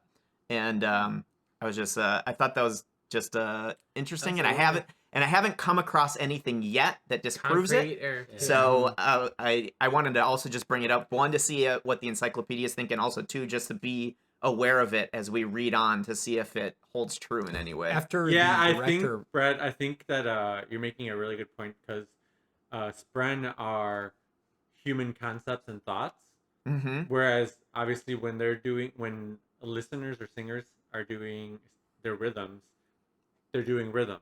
Where Right. humans are just perceptualizing something. I and mean, then Right. that's why yes, Sprens are being created. Mm-hmm. yes, but the listeners knew about Spren before the humans, and they abandoned us, Mm-hmm. and they went with the humans. So there was already Spren in existence. Definitely. But I also agree with Brett that when they were in tune with the rhythms, that perhaps there was a balance, and once they stopped, and like humans don't have that balance, and Right. the anger, passion, Mm-hmm. would they attracted to? So What there, you're saying. because there is some precedent to show that they've lost some of the rhythms, or that some of them are kind of Yes. like out of tune. Because they just found and- a new rhythm, and this they one, found a new of rhythm. stone, Yeah. or something. So some of the times when they are actually feeling an emotion and the Spren show up, maybe this is an emotion where they've lost the rhythms for that thing, and that's why the Spren show up. and that these are actually things within that world that they could like re-find and actually start humming the tunes again. When the director said this, I was like, oh damn, I was not paying attention enough to like Yeah. catch anything. Yeah. But now I'm gonna be Paying attention to wondering, it, yeah. Yeah, right. we read this. I need to pay attention because some spots where they did stop humming, and then there was spread. There's And it was spread. always There's some spread, weird but I don't know when if they would were- stop. And I don't know if they So- correlated. Yeah, Yeah. exactly. The thing that's odd is that I started to really hone in on with this in terms of like the songs that they would do is they are not. It's weird. It's not them creating it. It's them attuning to an external Yes. thing. Mm-hmm. So it's not like they're like, oh, I'm feeling anxious, so I create the song. They literally like, I will find that the tune and Right. then hum along with it. So they could even like that's one of the things that we found with the Ishunai. Her chapters is she's like, oh, what time is it? I just have to attune to the song, Mhm. and then it's like that tells me the time because the song isn't her perception of it. It is a universal thing that once she attunes to it, she just knows it. where she is in that song. It's Like, almost it's awesome really cool because concept. there's a weird concept. Like it's like humans came here where like what would you like? They even think We're oh it's really invaders. weird alien. Mhm. You know we could like oh they could say one thing and do another. Mm-hmm. But like the thing is there's this like rule of transparency on Roshar. Mhm. It's like if you're feeling something, they're A coming. spren show They're up. just showing. Yeah. Like Navani was like trying to get the anxiety spread. Yeah, around. like, I don't want them to get these see. anxiety spread. Around. I can't let her see that I have. Yeah. I'm anxious. Yeah. You know what I mean? And it's like you're trying to like control your emotions so that those those friend aren't there. Aren't And there, so like yeah. you could have this front. And then I love the line where Venli was like, oh, how would you even know? Those humans will like say this and do that. And she's like, how is that different than what you're doing? You're like attuning one thing and doing it different. One thing that I think would be really cool, and I don't know, this kind of maybe a bit like Brett's is we don't maybe know the answer, and I could look back and there might be hints to it, Right. but I'm wondering if the Parshendi or the listeners are completely oblivious to the Spren and what they represent, similar to how the humans can't understand their tones and what they represent. They just hear songs. I'm wondering if like the Parshendi, I mean, they must know like when they see an anger. By Spren, now that they it's an do. anger. Spren. Yeah, by now But they I'm do, wondering if maybe there was at that- first. Yeah, that like confusion between the two. As they start, potentially, if I'm right, they might have started noticing them once they started losing connection with some of the songs, some of the tunes. rhythms? I don't know. The rhythms, yeah. Yeah. The rhythms of war, perhaps. This I don't know what it is about this Sanderson work. Actually, I do. It's Sanderson wrote it. You can go like layer my after God. layer after layer after layer of like this kind of conceptual madness, Yeah, which is super cool. yeah, it's amazing. So, You're super speaking. cool. Thank Oh. you. Aw. I try to. Okay. Man, he's so- like, I meant that as an insult. Jeff Olson, next time. sounds like a terrible insult. I know. Because I just got elevated. Okay. So there's a few things that we need I know to talk about. Spren surround Jeff. Oh, what would it be? Glorious Consumption Spren. spread? Glory. No. Manny Alcohol gives me- spread. Manny gives Drunk me- spread. Obviously. Is there such a thing? obviously Spren. Yeah, remember he There would be a found lot it. of There was drunk a- Spren around. There was an interlude Yeah. about the guy who found the drunk spread. Intoxication. Or intoxication Oh, yeah, that's spread. right, that's right. Yeah, and he's like, That's I right. finally found it. If you were watching our podcast, even if it didn't seem that way, there would be little drunk Spren all around. Yeah. So quick question. So I want to get back to Kaladin real quick, and I'm curious on your thoughts on this. Mainly because I think most of what Kaladin is doing is, Kaladin, he's just being himself. He's saving the day the best that he can. Mm-hmm. I think that a lot of his battles have been ingenious. Like, he's okay, like, hit and run, trapping the pursuer.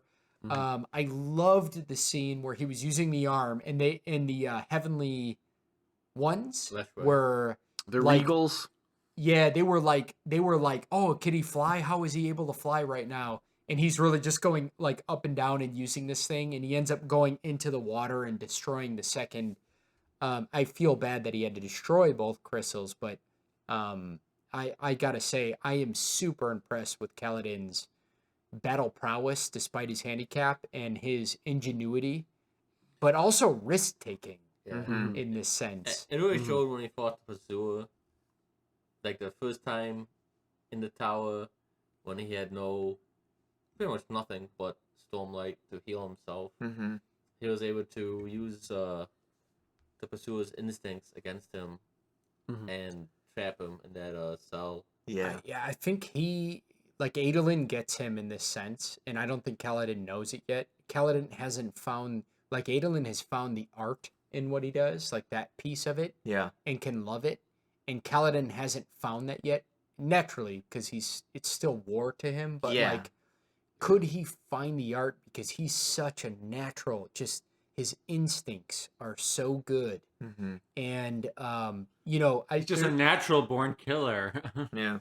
well, I mean, the thing is though, is that unfortunately, Kaladin did have that Adolin kind of flair for it in the beginning. yeah, You know, Yeah. it's Too not much until that damage. he's just failed at, well, in his mind, failed at protecting the ones he was saying he needs to protect. It wasn't until that happening over and over and over that he kind of started getting this alternative point of view about it. And now, but Adolin, obviously, he grew up probably not really actually in real war much, but mostly just seeing it as an art, as a dueling way to get some, status and maybe win some blades. That So- and he wasn't forced into anything through protection or murder of his sibling. Right, It was right. it was part of the Alethi way. Yeah. So he was elevated into it a little bit differently. Mm-hmm.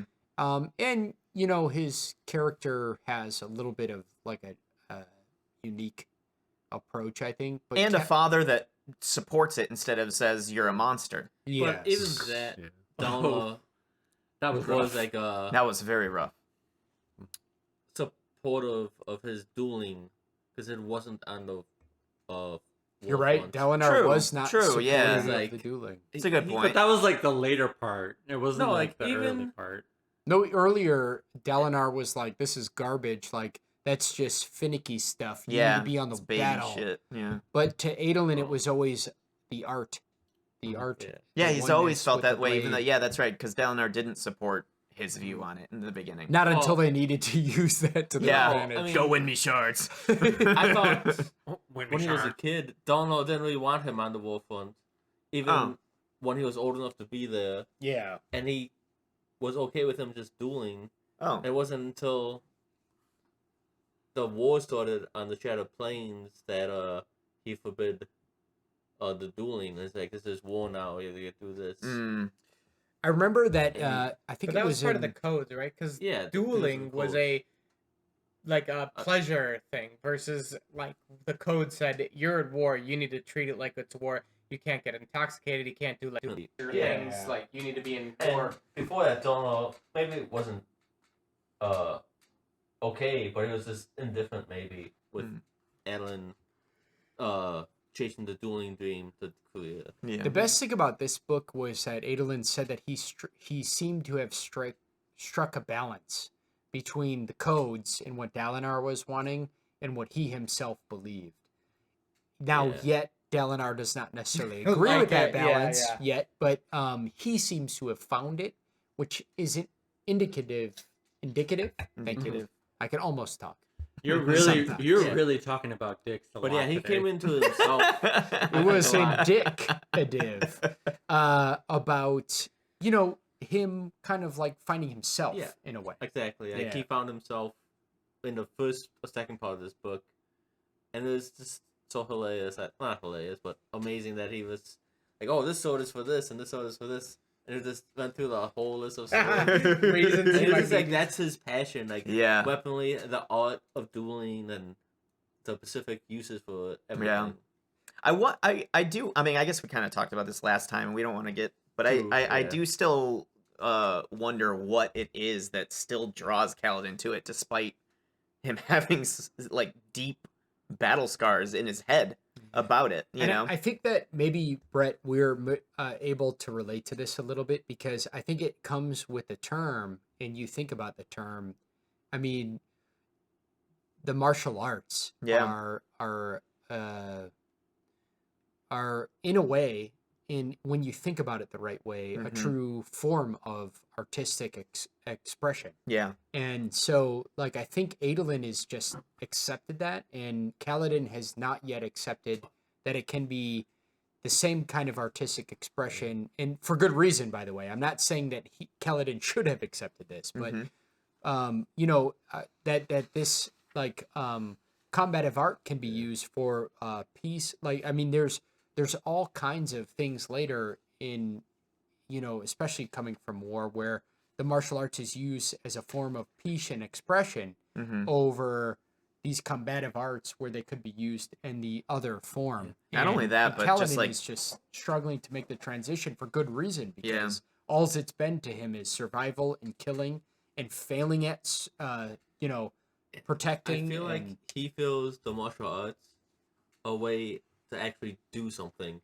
He sees the result of his actions. Yeah. Well, with his father, and he's like, "Don't fight," and like now all his actions are taken out of his hands, and it's in the enemy's hands. Whether it's his light-eyed city lord or the other fused, he can't give that power up.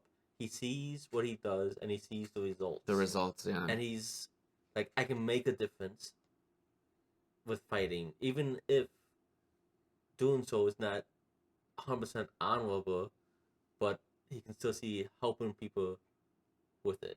So even though consciously he's telling himself he's done and he needs a break and he needs to get out of it, you think that the sword trainer is just sensing that he knows that as soon as he's rested up, he's going to still feel like he's got a job to do.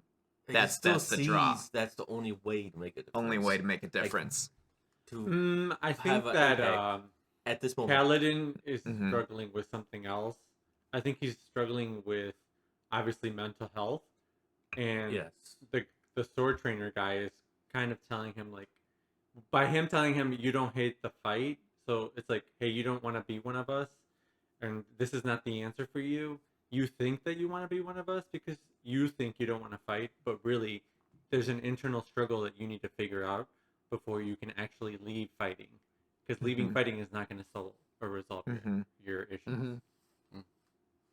I have such weird conflicting feelings about how I feel about Kaladin's fighting, because it's like, to a certain extent, if it's not taken to the absolutist extreme that his dad takes it to, like, I very much agree with his dad's point of view. Like, I really believe that violence should be the absolute last, just it's unavoidable consequence of someone keeps encroaching on you. But, at the same time, sometimes people just keep coming, Because and you're never gonna talk somebody that is at that point sometimes down. There's just not enough time sometimes. Sometimes somebody just wants to kill you. Yeah, I mean, there's a really good example with Shaolin. When she talked to the bandits who are gonna come and destroy the caravan and raid the Shadow Plains, even though she used Stormlight to look like a queen, she convinced them not to attack them and join them, and they were able to repel the other attackers.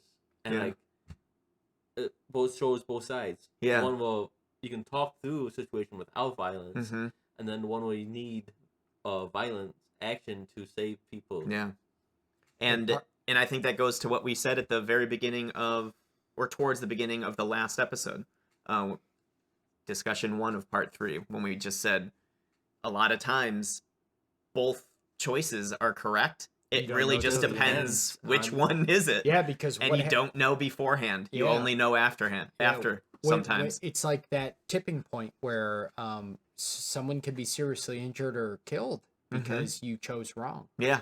Like that's a tough spot to be in, and Kaladin unfortunately has been in it a lot, and he's seen the result be usually his force will save more.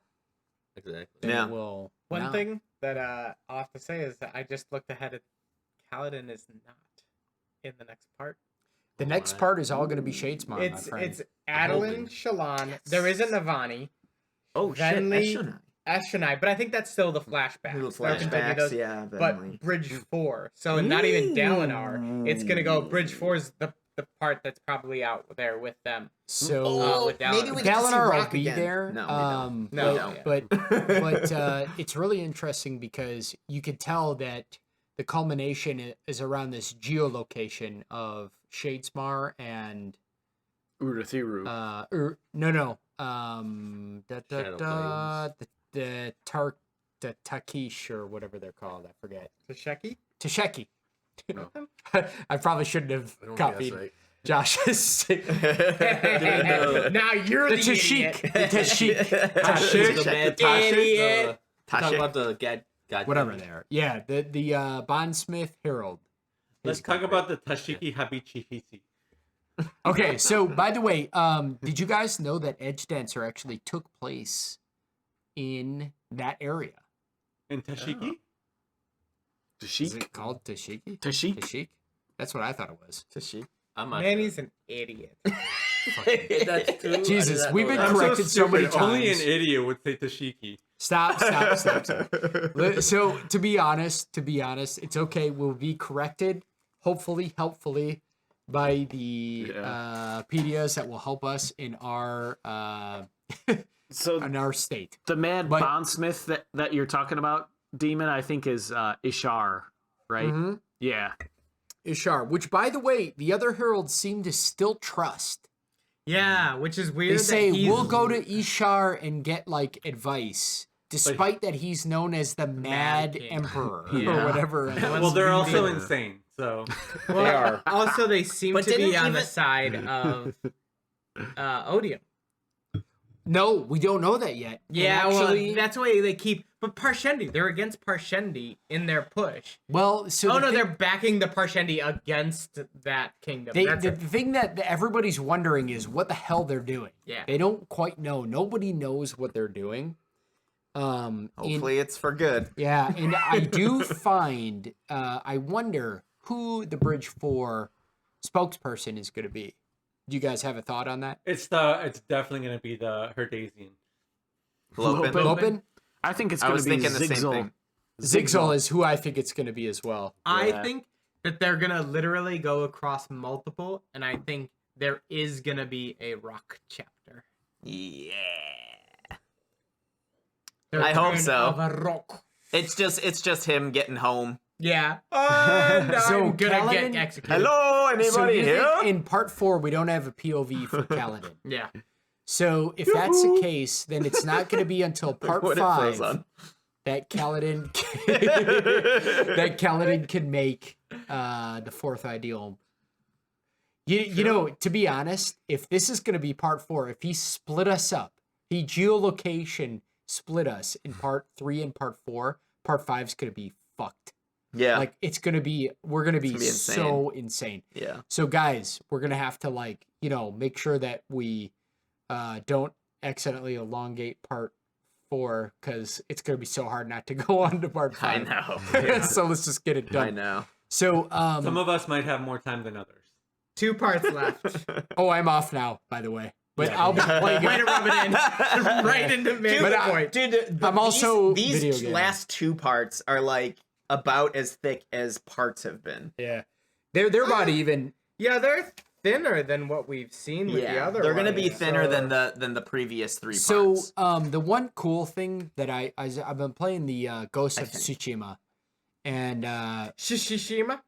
Tsushima, Me too, I'm playing that too. and it is fucking awesome, and I can't stop thinking about being Kaladin in the middle of Urethra. And the reason for that is that I'm just like seriously guerrilla warfaring the Mongols, and I'm little like, bit this better, is yeah. exactly what Kaladin's doing Yeah. the whole time. But you have in And- that game you have your choice of going all stealth, or you can just announce your presence to all of the Mongols right away and be like, "Come face me," and take the honorable way out, quote unquote. Fight Yeah, honorably. I totally do a mix. I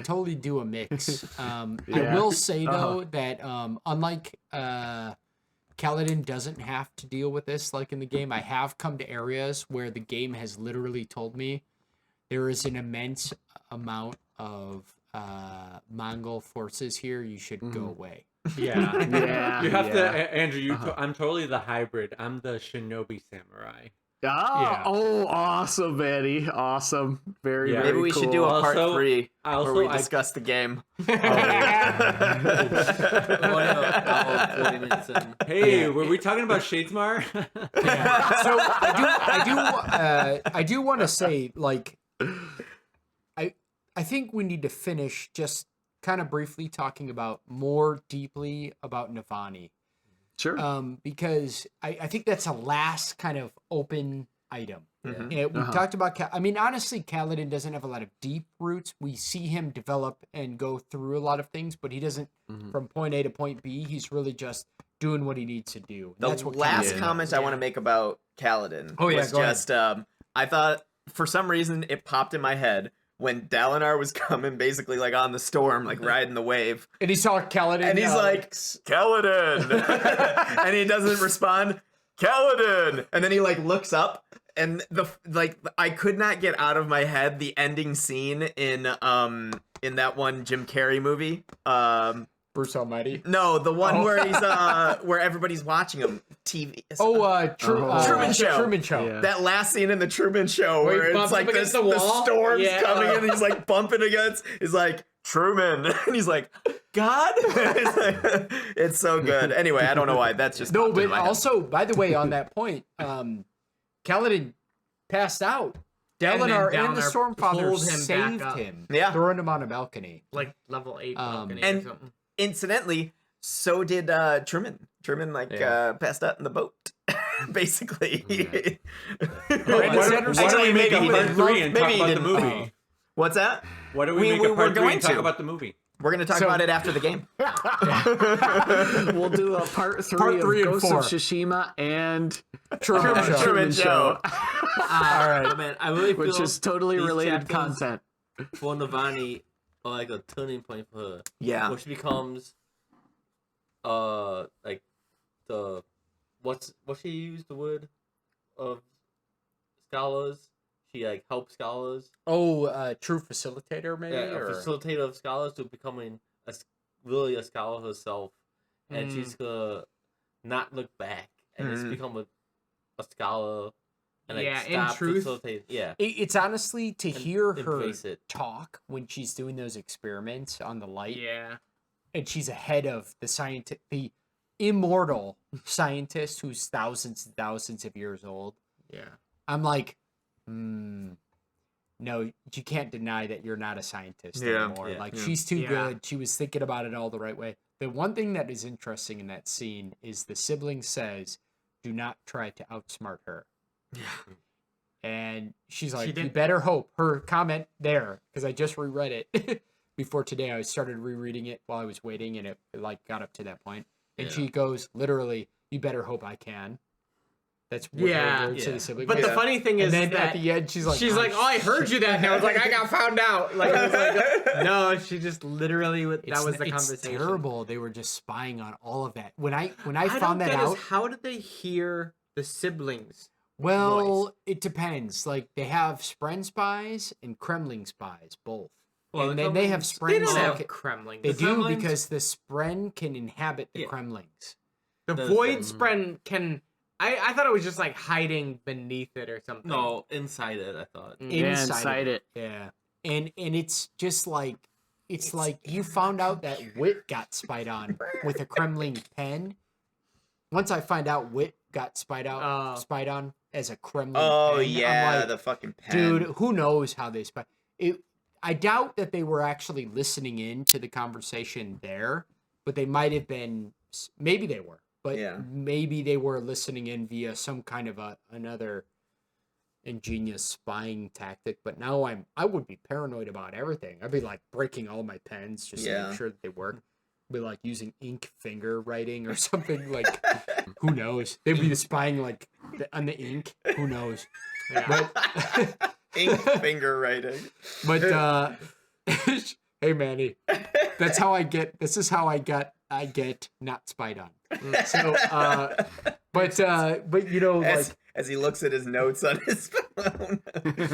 these ones I don't care about. But if I am Google making definitely plans doesn't with the spy on sibling, anybody. Don't if worry I'm about making that. plans with the sibling, but Google are the listeners. yeah, they are. Well, there's a certain amount of spying I'm okay with for my own like leisurely Convenience. acceptance and convenience. Yeah.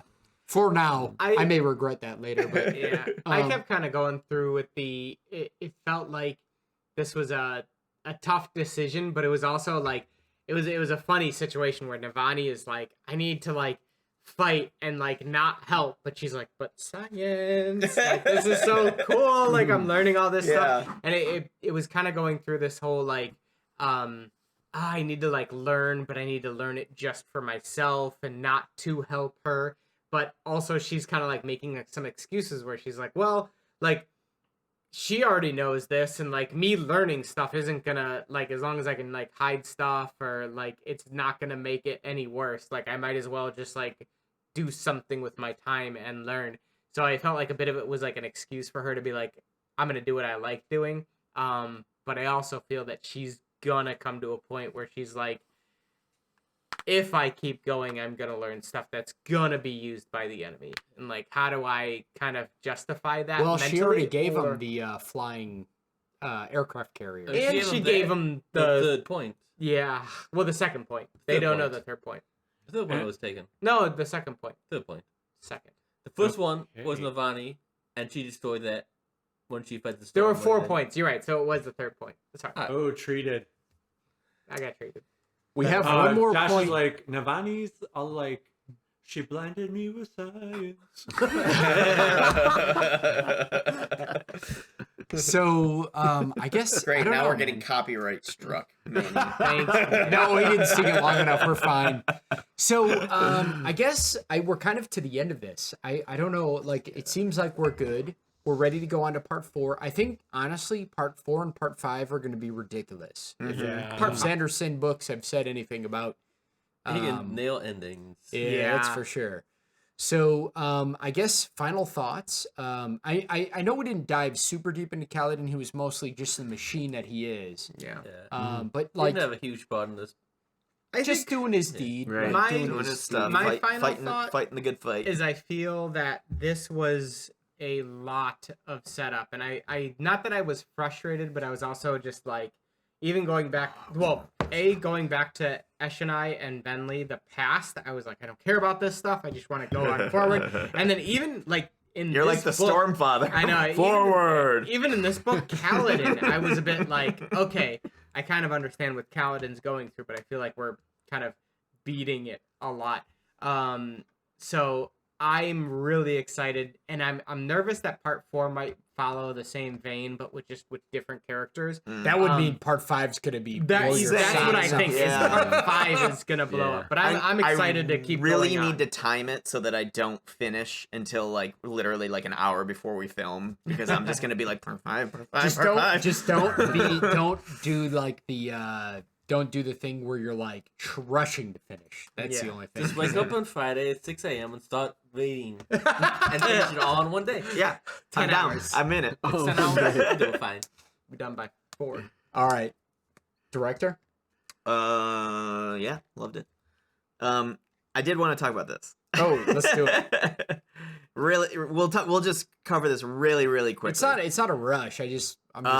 So the comment Look. that Elpar translations made talked about, remember the Deadeye cryptic that Adolin encounters in Shadesmar. Yes, I do. His Inkspren friend says that someone did that to him a while ago. I don't remember exactly how he phrases it, but here's what I think.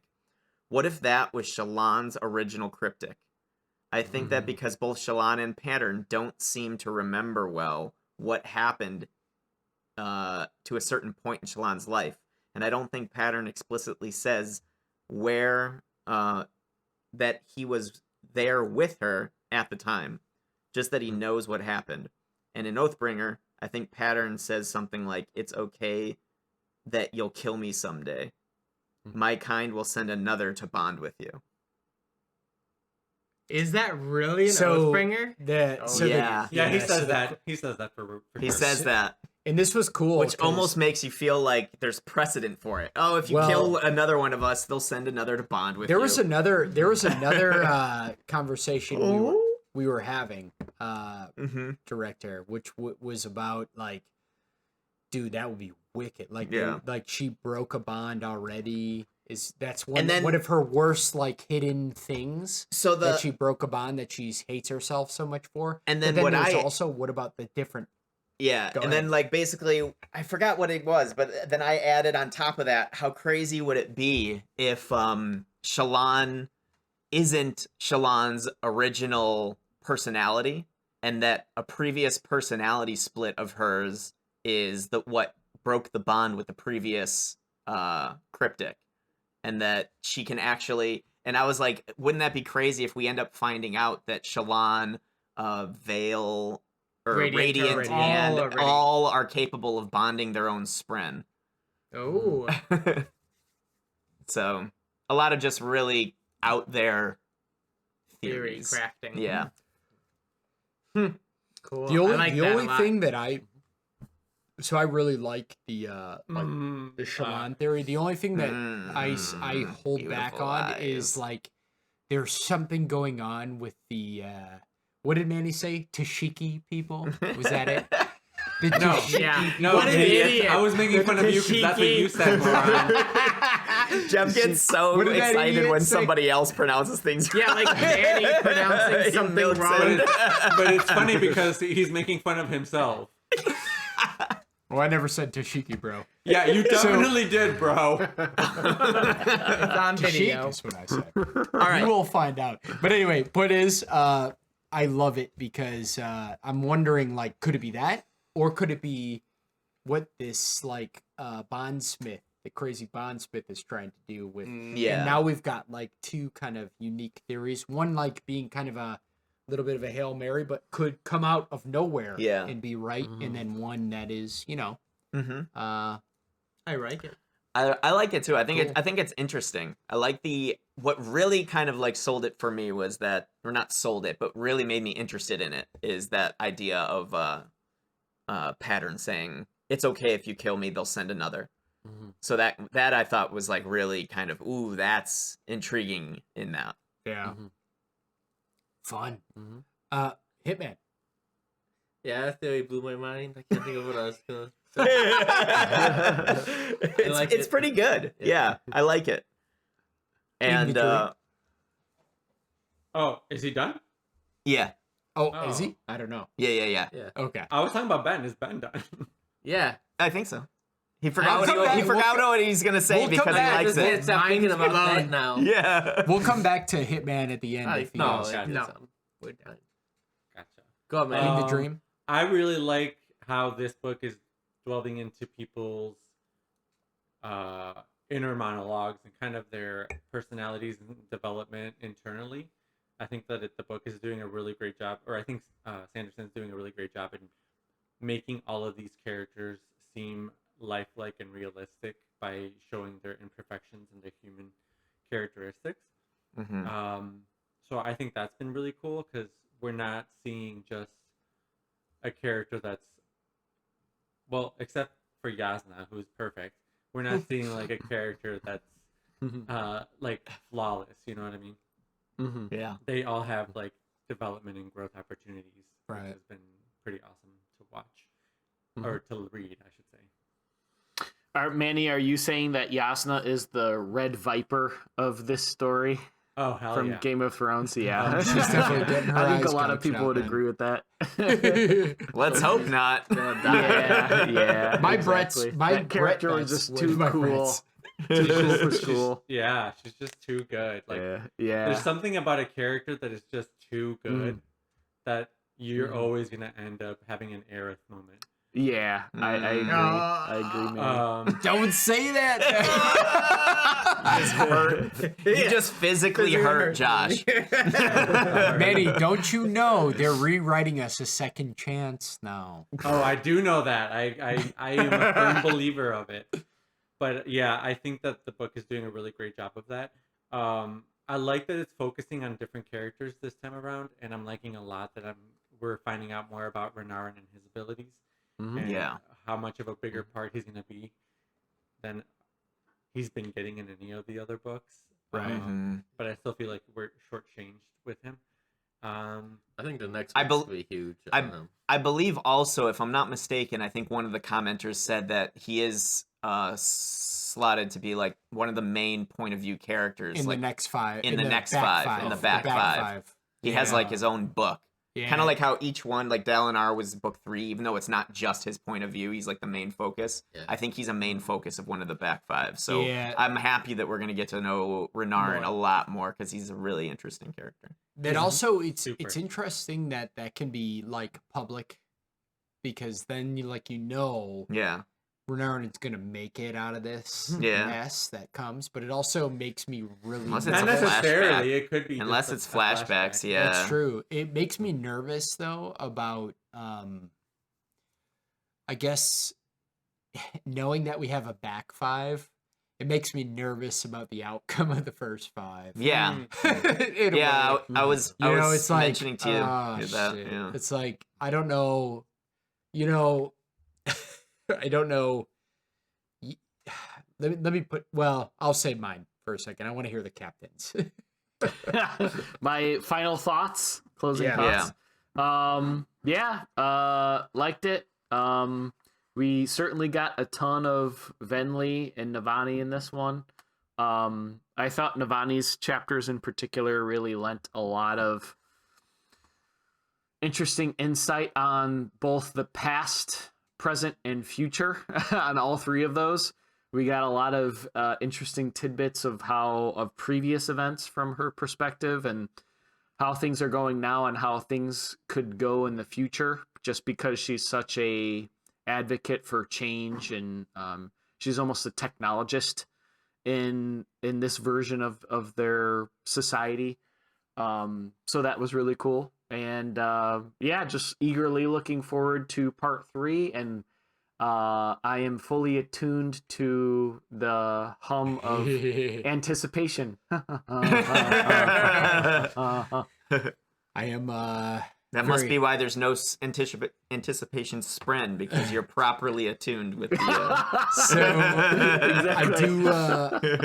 I do. Here's something interesting that I thought about at the end of this book. Not that the end of part 3 in this one wasn't a like an exciting adventure, but part 3 in the previous 3 books ended on it was almost the second most epic event of the book in most of those 3 books, if I'm remembering correctly.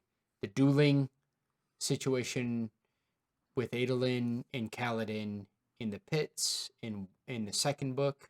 In the first book, I remember it being insane, like something about Kaladin gaining massive amounts of powers. Maybe it was when he was being whipped in the sword. I can't remember exactly what the end of part 3 was, but I remember in book 1 it was nuts, and in book 3 I'm pretty sure it was nuts. And in this one, it was action-packed, but not nuts necessarily. Not like one of our biggest main characters is almost dying, and we don't think that's nuts. Yeah, he's fine. He'll walk it off. Kaladin, he's fine. he could walk off anything. By Rub some dirt on it. Shut Yeah. up. He like, you just knew in this one, was gonna go this way. Like, he's just gonna have to destroy the son of a bitch. You know what I mean? Like, you just knew it. Like, you knew it wasn't gonna be a success. It was just a run to like bide time. And so, like, it makes me kind of worried, like really worried for the outcome of the book. I think it's gonna be rough. Yeah. I do. I'm starting to get a vibe by this point in the book. We're going to be on the tip of our toes for sure. But part 4 and part 5, I think we should expect maybe some roughness. Yeah. I'm worried about it, at least. I don't know. So it's just my thought. There wasn't a gung-ho victory at the end. There was only a barely make it out, scuffle by, and it wasn't anything like Huge. Yeah. Well, luckily we got 2 more parts. Yeah. We'll see. Well, that's what got- I'm worried about. We got I'm 2 worried more our parts. trajectory is gonna go dark. We got That's 2 all. more parts. I have a feeling that they're either both going to be crazy, or I actually have a feeling that, like what Josh said, it might be more set up with a just unbelievable part 5. Dude, that could be. But I'm. By the way, I'm not saying I didn't enjoy the part, and also that I didn't enjoy the end. I'm just saying like history is telling me that like I'm getting like more worried. well, I mean, I'm worried thought about this- characters Yeah, dying. I'm not saying you hate this book so much. I'm not saying I didn't enjoy the part either. I thought this part was unbelievable. I thought so, too, This part yeah. was really, really good. It's my favorite part of the book so far, personally. But yeah, it's gonna be good. All right, final Brett bet, and then we'll leave it. Wait, what? What? Characters that are going gonna die this book, because I think some biddy's not gonna make it. Some biddy. Whoa. Some itty I think that I don't think that Justin Bieber's making it out alive. Dabbid. Wait, Jeff has to start the betting. He's calling the Brett bet. I don't know the who though. I just don't feel like everybody's gonna make it. Well, you start. Shit. My bet is one of our main characters isn't gonna make it. Well, That's who? not- I don't know. Well, then who's you the main can't character? bet. Then we get into Let's just argument not- of who's the main Let's character. not even do this bet. I'm gonna go veto this bet. You're going to veto it? this bet? We could all do a different character. No, You guys anybody can do even anybody. ask- You can actually name someone who you think All is right, gonna all die. right, all right.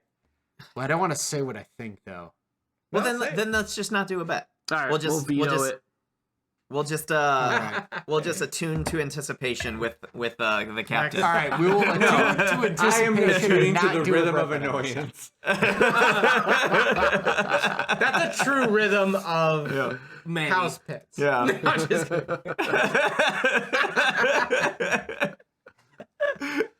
You're not here, Manny, so I can't slap you. I think Motherfucker. I'm surprised. All You know right. what? I'm surprised you don't agree with that. Here's the thing. Here's the thing. Yes. I think he's thinking a different house. Oh, okay. Yeah, not that. So here's what I'll leave us in. I can't make a Brett bet on it because I'm terrified to say my true thoughts. Okay. Okay. If that doesn't Should we tell all you just anything, shout out a name Adrian's of gonna someone die, we huh? think is not Shut going to up, make it? Ben. Are He's you, not are you going to. afraid to speak it into existence? All right, I'll tell you my fear without it being a Brett bet. Okay. I am terrified that on the cusp of awakening his edge dancing abilities, Adolin will die. And specifically in sacrifice to a semi-awakening Shallan. Yeah, that sounds good. Who I thought. Which is That's not who I thought. is actually terrifying to me because it would like also echo his failure, which would be Elokar's death at the last moment of becoming a Radiant. I'm hoping that Sanderson isn't George R.R. in that sense, because that's what that asshole would do to us for sure. I love Sanderson him, is by the way. watching the podcast. He's gonna go in and change the book as we're reading it. That's the greatest thing about doing it so late. Yeah. So, far, I don't think any main characters with a lot of POVs Manny thinks have died. Jasnah's gonna die. I'm worried about Adolin. Was that your vote, Manny, or your proclamation? I don't think that she's gonna die this book. Okay. I think eventually. By the end. I mean, she's Okay. gonna die of old age, and then Yeah. it's like, Eventually, oh, she we all died. die. Oh, she's like, Or she becomes a world Rose hopper, for she won't die. Titanic. She just throws the giant stone into the ocean and then dies at 105. and then Manny's like, "See, I told you." Manny's saying in the All right, guys. All right, guys. Let's To close it part up. 4. So, to part 4 coming up. This is an important toast here. To part 4 coming up. To the Boygi. To the boygie. Truly Boygi. to the Boygi. To the And Boygi. so, to the Boygi, and see you later, Space Cowboy. Cheers. All right. So what's Andrew's crazy theory? Okay. Yeah, so we have Let's just preface people are this by throwing out saying this names. is crazy ass theories. Crazy ass theories. Thank Okay, you. guys. I don't want any theories on my ass. My crazy ass theory: Lopin is gonna usurp. he's gonna somehow backstab and usurp. What's his name? Gavilar? What's his name? The Obid? mink? The mink? No. No. Kaladin? This is not legitimate. I was just gonna say, Lopin's gonna become the new Odin. Whatever. No. Oh shit! No. You're saying he's gonna usurp Odium? Odium. Yeah, exactly. No. He's not gonna. That's not my real theory. All right. So my real theory. That's so My funny. real theory is that people are throwing out names of characters who are going to die by the end of this. And I'm scared for one character in particular who I don't think is going to make it through legitimately. I don't see him having much more of an arc beyond this, and that's Teft.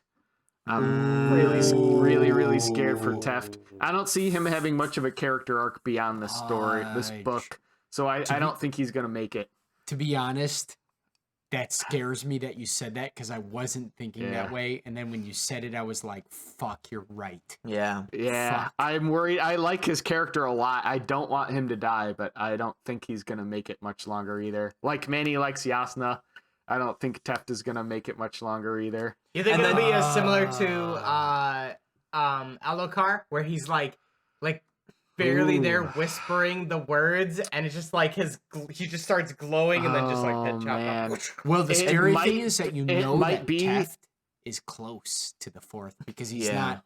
He's like able to react in his like sleep and stuff.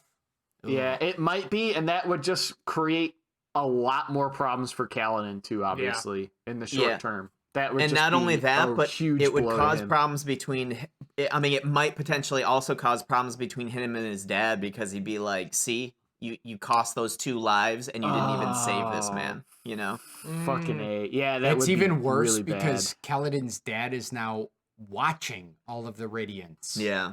Which is the scariest thing. The scariest thing about that is the fact that they got in that fight then, and he saved Tef, and Kaladin's dad was literally like, "You don't know what they're gonna do with him," and now Kaladin's dad is the head surgeon over all of the Radiants, watching Yeah. him. like keeping him Yeah, alive, Liren. which is the Yeah. worst. It kind of like goes in. It's like if Position, you would have just yeah. left that guy and not killed those 2 singers, I could literally just be watching over them here. That is a terrible Yeah. setup situation for. Yeah. Oh, yeah. I have a bad fear about that. I think that might happen. Fuck, dude. That's That's harsh. All right, Manny. Yeah. Any thoughts? Anyone besides else? Jasnah? Any other last minute names to throw No. out? The only person Okay. that I really think is not going to make it is my dear, lovable. In the series, In not the series, necessarily yeah. this book, but in in the the series. series.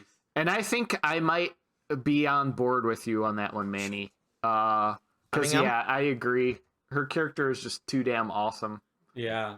But Andrew, I feel like Teft's gonna live just because he has the same problem Kaladin does, that he always lives, and that he's gonna live through this, and he's gonna live through everyone else dying, and he's just still, no matter what, at the end he's gonna still be there. Okay, Ben. Oh no, Or the books?